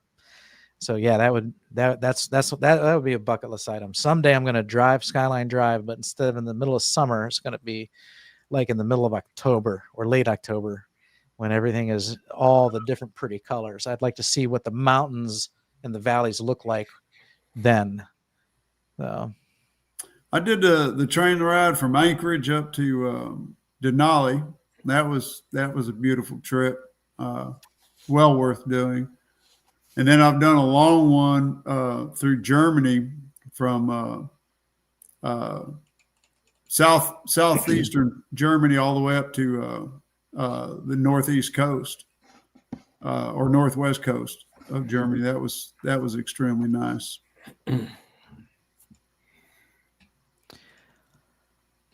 I have a 3-ingredient waffle that I called Carnivore waffles. In my video, I used an avocado oil mayo, though outlined you could use a bacon grease or butter mayo if you choose. People still mad. Yeah. Yeah. You know, that's one of the problems I have with labels. You know, people get so fixated on labels, and not just in diet, not just carnivore, you know, but I mean, in other aspects of life too. You attach yourself to a label, and then the label becomes your identity or something. So yeah, so like, you know, in principle, the avocado oil, it's not a seed oil. It's a good, healthy portion of saturated fat, just like a pure olive oil or a coconut oil is. We've always been fine with those. But you'll have that guy that's like, well, that's not. You know what else makes that funny is his name is Keto Simple. Right. Yeah. Good point. Right. So his were they channel is not even targeted to carnivore specifically. Right. Right. Well, you know, and why does everybody seem to forget that the core principle of this is that it's a elimination diet? Right. So we eliminate the things that are bad for us that hurt us. Mm-hmm. So if something isn't hurting you, if something isn't bothering you, there's no reason why you can't have it. I use avocado mayo. It beats the heck out of the Miracle Whip I used to use. I don't eat it all the time. I don't eat it every day.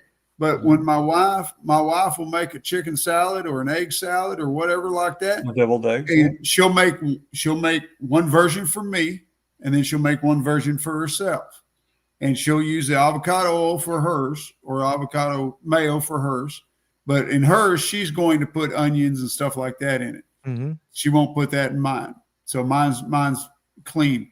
There's nothing wrong with that. And it doesn't affect my diet whatsoever. It doesn't affect my body, you know?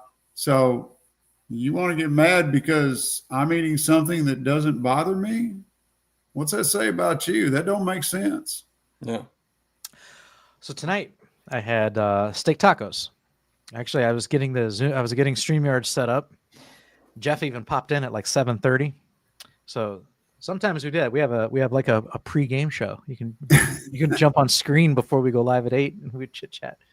Okay. I was like, man, I got to run downstairs and I got to make something to eat, you know. So I went downstairs. I had some sirloin steaks. I cut them into strips, threw them on the cast iron real quick with some taco seasoning that I get from the store, McCormick taco seasoning. So what's taco seasoning? It's going to be a variety of spices made from plants, you know.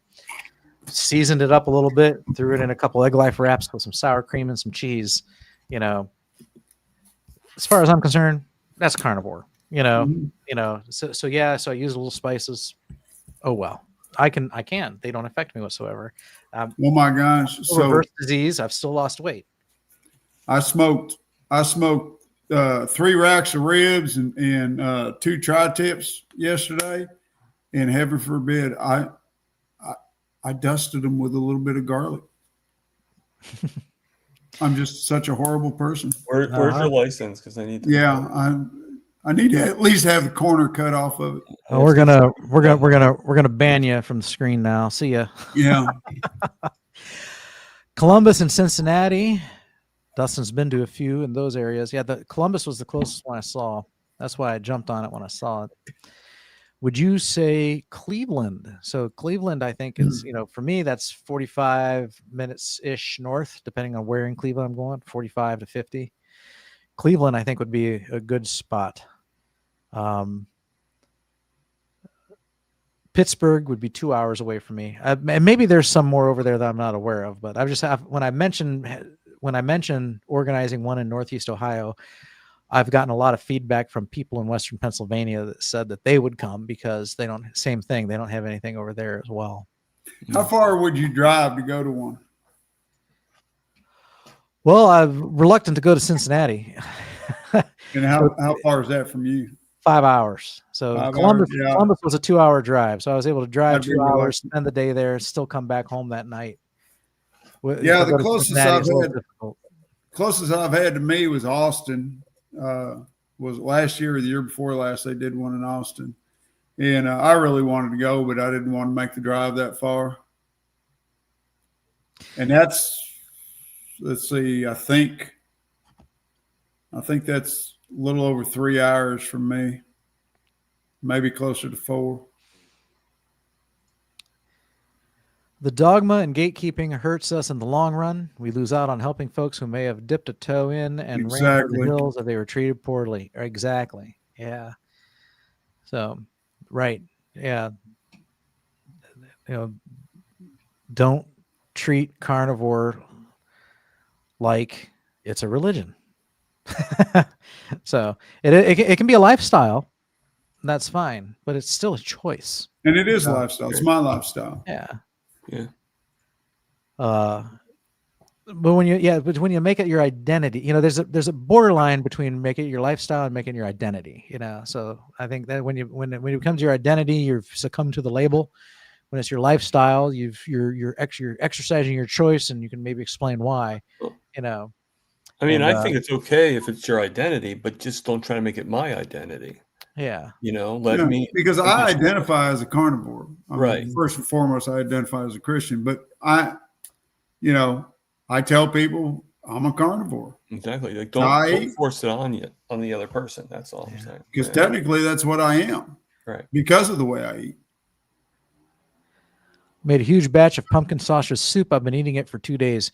Oh, my wife, she likes to bake. She bakes pumpkins in the oven and makes her own puree. She made pies a couple weeks ago. I didn't have any because they were pies made with sugar on a crust. So I was like, if you can make me a keto version, I would eat it. Now she's made some puree again, and I think her intent is this time is to make pumpkin bread.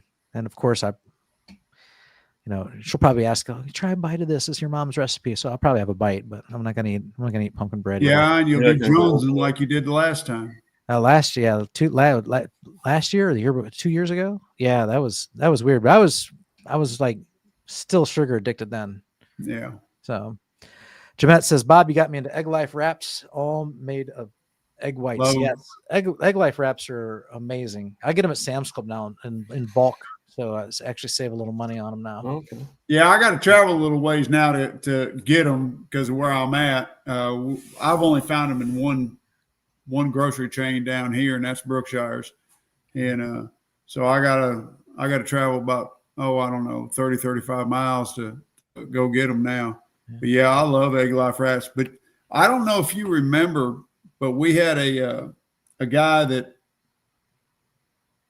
for lack of better words, say I didn't get along with there for on Carnivore Talk for a while, and I mentioned Egg Life wraps, and he just flat blew up on me over eating them things.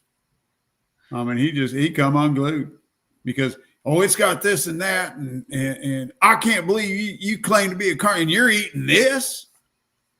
Yeah, I'm eating that. I can't remember who that was. You banned him. Oh, he was like in the chat.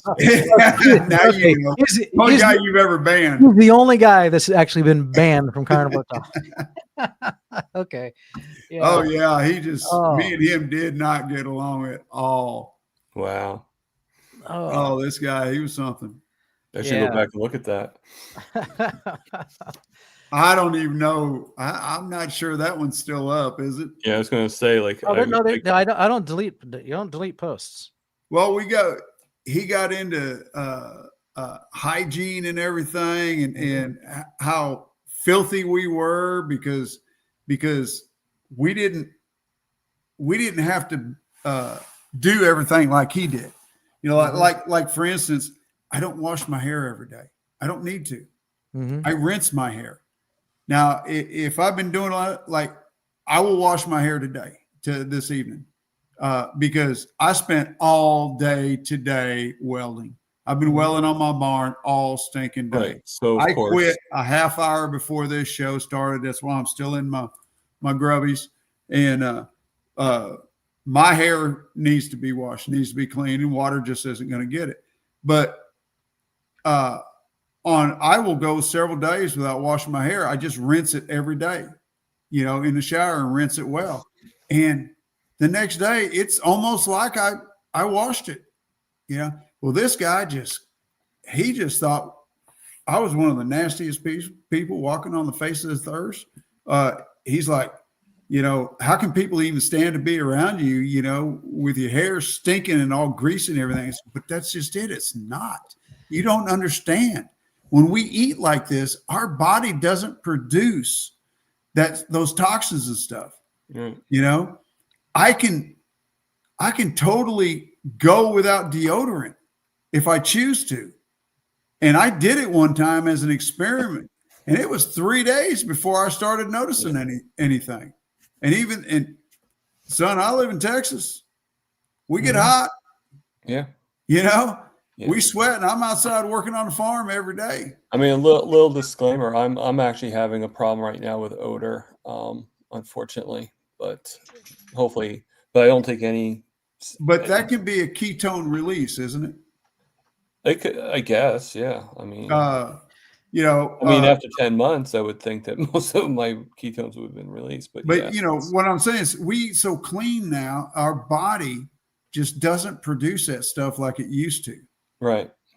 Oh yeah, no. I mean, like it was like for the longest time I didn't have anything, and then all of a sudden just now. So I don't know if it's something just like. You see, I switched deodorants. I don't use the harsher deodorants anymore. I use a very clean natural deodorant. Yeah, I just use the baking soda one. Yeah, and because I don't have to anymore. Right. Yeah, it's just amazing. But yeah, this old boy, he was a weird one, but that's all right. He's gone now. Well, if Bob doesn't, my perfect disclaimer, my smell's not coming from my body, it's coming from my stools. So that's where I'm having the problems. So I still use the same Gillette gel stuff I've always used. I've never really noticed. But so in the summer I work and I sweat every day, so I'll shower every day in the summer. But then when you get into these cold months, I can actually go like every other day because I don't sweat or get dirty. So. All right. Dustin says he's in for about a 5-hour drive. So I guess that includes Cleveland. Okay. All right. That's good to know. And then he's in Indianapolis. So he's got a 5-hour in any direction there. It gives him actually a wide territory. So he says most days, someone asked if he was, are you mostly keto? He says most days I'm carnivore, burgers, eggs, bacon, but I like veggies and onions and other stuff too. So yeah, I'm carnivore almost every day, but probably once a week I might find myself eating something that's non-carnivore, not strict carnivore. So I'm going to break, like I said earlier, I'm going to break carnivore this weekend. Yeah. So Saturday, I did sauerkraut, and I was completely. I was like, "Oh, that's fermented." They say that's good, and so I had sauerkraut on my burger. And then like yesterday, because I was invited to that house and they served chili, I went ahead and had it. Actually, next time I'm gonna have to be like, yeah, I can't do chili because it was last night I paid for it. Oh, terrible. That's usually what happens. Is like, you know, there's certain restaurants that I can go to and I can make it work. And there's other restaurants where, okay, I'm going to have to compromise and have something keto, you know, and I'm okay with that because I'm not anti-vegetable. I'm not anti-keto, you know, or if I'm over at a guest house, you know, and someone invites us over and they have, you know, they're being hospitable. They're providing, you know, some sort of refreshments, you know, I'm not going to, or especially if it's a meal, you know, I'm not going to, you know, thanks for, you know, I'll eat what they made, you know. Normally I don't have the reaction like I did with the chili yesterday. So usually Carrie, you know, you're talking about going to restaurants and whatnot. So Carrie Mann did a video the other day. He tried the ultimate. He went to Olive Garden to see if he could go carnivore. Nah, I couldn't do carnivore at all. I'll eat Olive Garden. He was completely successful. Yeah, you could order just the meats. Uh-huh. And you could do it a la carte, and it was cheaper than buying the meal. Right. So when I go to Olive Garden, I'll get it's a chicken breast with melted cheese on it, and it'll have a couple cherry tomatoes, and then usually I get a side of broccoli with it. So that for me, that's acceptable. You know, Yeah. that's if we go to Olive Garden, my conscience is clean ordering that. It is the only item on the menu. I can't. Oh, no, actually, you could get a similar dish, but with a salmon. So you could get the salmon or you could get the chicken breast. Yeah, I've already. And then my son will get the build your own pasta, and then I'll have him get this side of sausage links, and I'll have him give me the sausage links, so I get a little extra. So I get some fatty meat in that meal as well. So my sister-in-law was came over to visit yesterday, her and her husband, and she is a filmmaker. It's not a full-time job. That's what she went to school for. She's a film major, and she's made several movies. I've been in 2 of them. You'll never see them unless you go to a film festival. But anyhow, my local town here, my new town, they have a film festival every year. They've had it for last 7 years. And so she's coming to the film festival, and she wants us to go with her. And so they're like, well, come early and let's go do lunch. So we've got a couple of really good restaurants in town, and they were wanting to try out this pizza parlor that we have. And my brother-in-law suggested it, and my sister-in-law says, no, we need to go someplace where Jeff can eat too. And I says, you don't have to make any special plans for me. If I can't find nothing to eat, I can always fast. It's not a big deal to me. I don't center my life around food. It's no big. I'm here to spend time with y'all. Mm-hmm. That's it. And but I went ahead and looked up the pizza parlor. They have wings. So will the wings probably be cooked in seed oils? More than likely, but they won't be breaded. You know, no sauces. They'll be dry. I can eat those. And before I go, I'll eat something, you know, so that I'm not real hungry when I get there. You know, and that's how I like to do it. I look ahead and see what's available. Mm-hmm. What, you know, that I can eat, and I can do the wings. Yeah, we get wings probably once a month.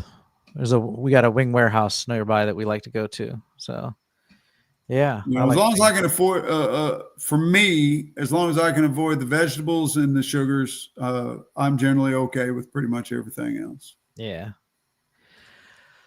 Dr. Barry was keto before carnivore and is still a bit keto, as his wife Nisha is mostly keto. Yeah, so Nisha's definitely not carnivore. She's keto.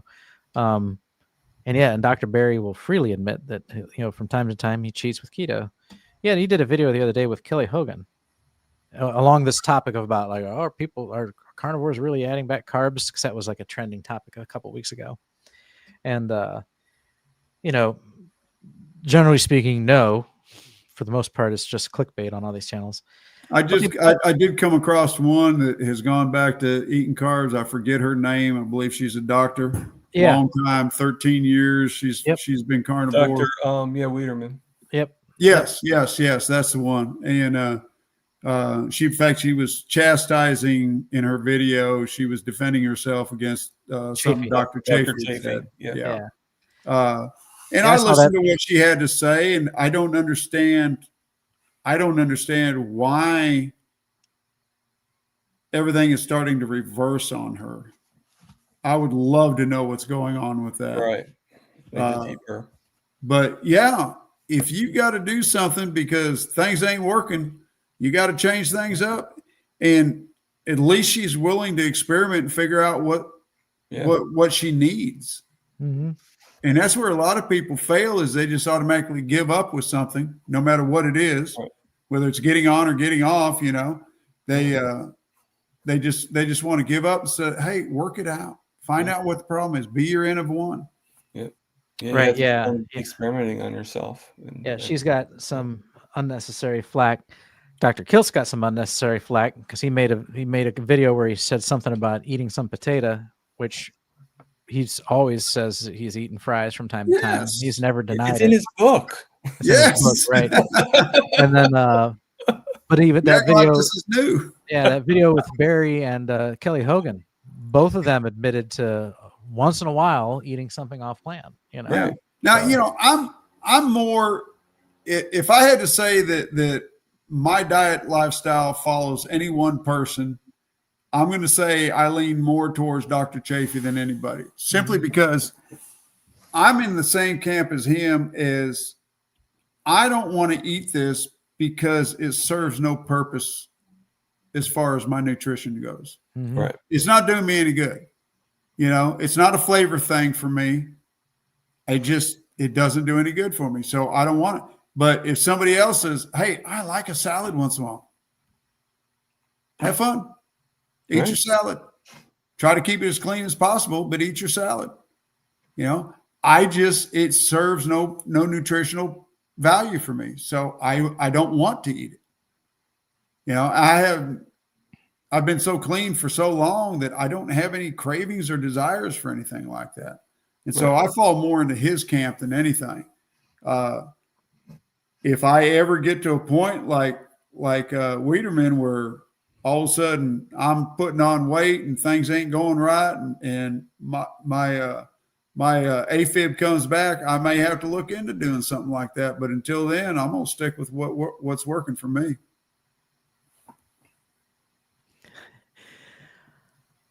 I'm a strict carnivore, but I don't judge. Probably too strict, but it works for me. My husband is a muggle. Jamette asks, what is a muggle? And I was getting to that too. And she actually answers that in the comments here. Yeah. It's from Harry Potter. Yeah. I haven't seen it. Someone who isn't Neither a have I. full-blood wizard. He is a carnivore with some peanut butter M&Ms added every day. A muggle. All right. Let's see here. I got a friend of mine who converted to carnivore after hearing my story, and he got his wife to doing it too. And I asked him here a while back. I said, well, "How's everything going?" You know, and he said, "Oh, it's going great for me." He says, "But Jet, I won't say her name, but anyways, his wife has M&M stashed around the house. She's not quite getting it." No, they don't.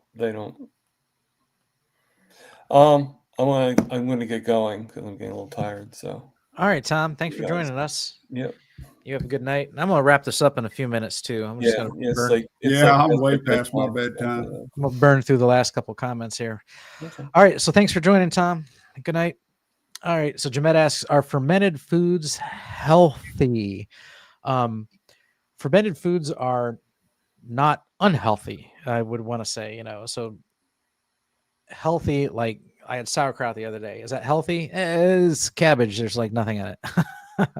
But it's not bad, or it's less bad, than some of these the fermentation process helps get rid of some of the toxins in them. So yeah, it's my understanding that the fermentation removes the toxins and is also good for your gut bacteria. Yeah. Now, that's just what I've heard. I don't know for sure, and I will probably find out this weekend. Yeah, and Dustin says the same thing, that the fermented foods can help the gut microbiome. Yeah. So, and but I think my gut microbiome does fine even without in them. So, yeah. All right, that's actually kind of the last comment there. Okay. All right. Yes, and stuff like I don't even know what kimchi is. I'll have to look it up. Kimchi's good stuff. I hear that word tossed around a lot. So when I was working in South Korea, I ate my share of kimchi. Mm-hmm. Good stuff. All right. Okay, so yeah, it's 11:30. We've gone for 3.5 hours, a little longer this time than normal. So that means it was a good conversation. So thank you for hanging out. There's still 21 viewing. So thanks for sticking to the end. It really means a lot to us that you spend your Monday afternoons with us, and hopefully we make it entertaining. Hopefully we didn't burn some ears with some of our religion talk. Try and keep it very vague and encouraging, so if you're not religious but you stuck around for that, thanks for putting up with it. That's that. We'll see you next Monday. Remember, you can be on the screen with us. It's a lot of fun. It really is. When you go from the chat to chatting on screen, that can be a really good time. So it's just like any other video call, just like a Zoom call. Of course, this one is recorded, and who knows who could be watching it, so some people are reserved about that, but it is very enjoyable. I have nothing in the way of announcements. So outside of that, we'll see you next week. And between now and then, feel free to stop over at carnivoretalk.com and hang out with us in the forums. That's it. Peace out, everybody. Good night. I'm going to end the stream in 3, 2, 1. Good night, y'all. Good night.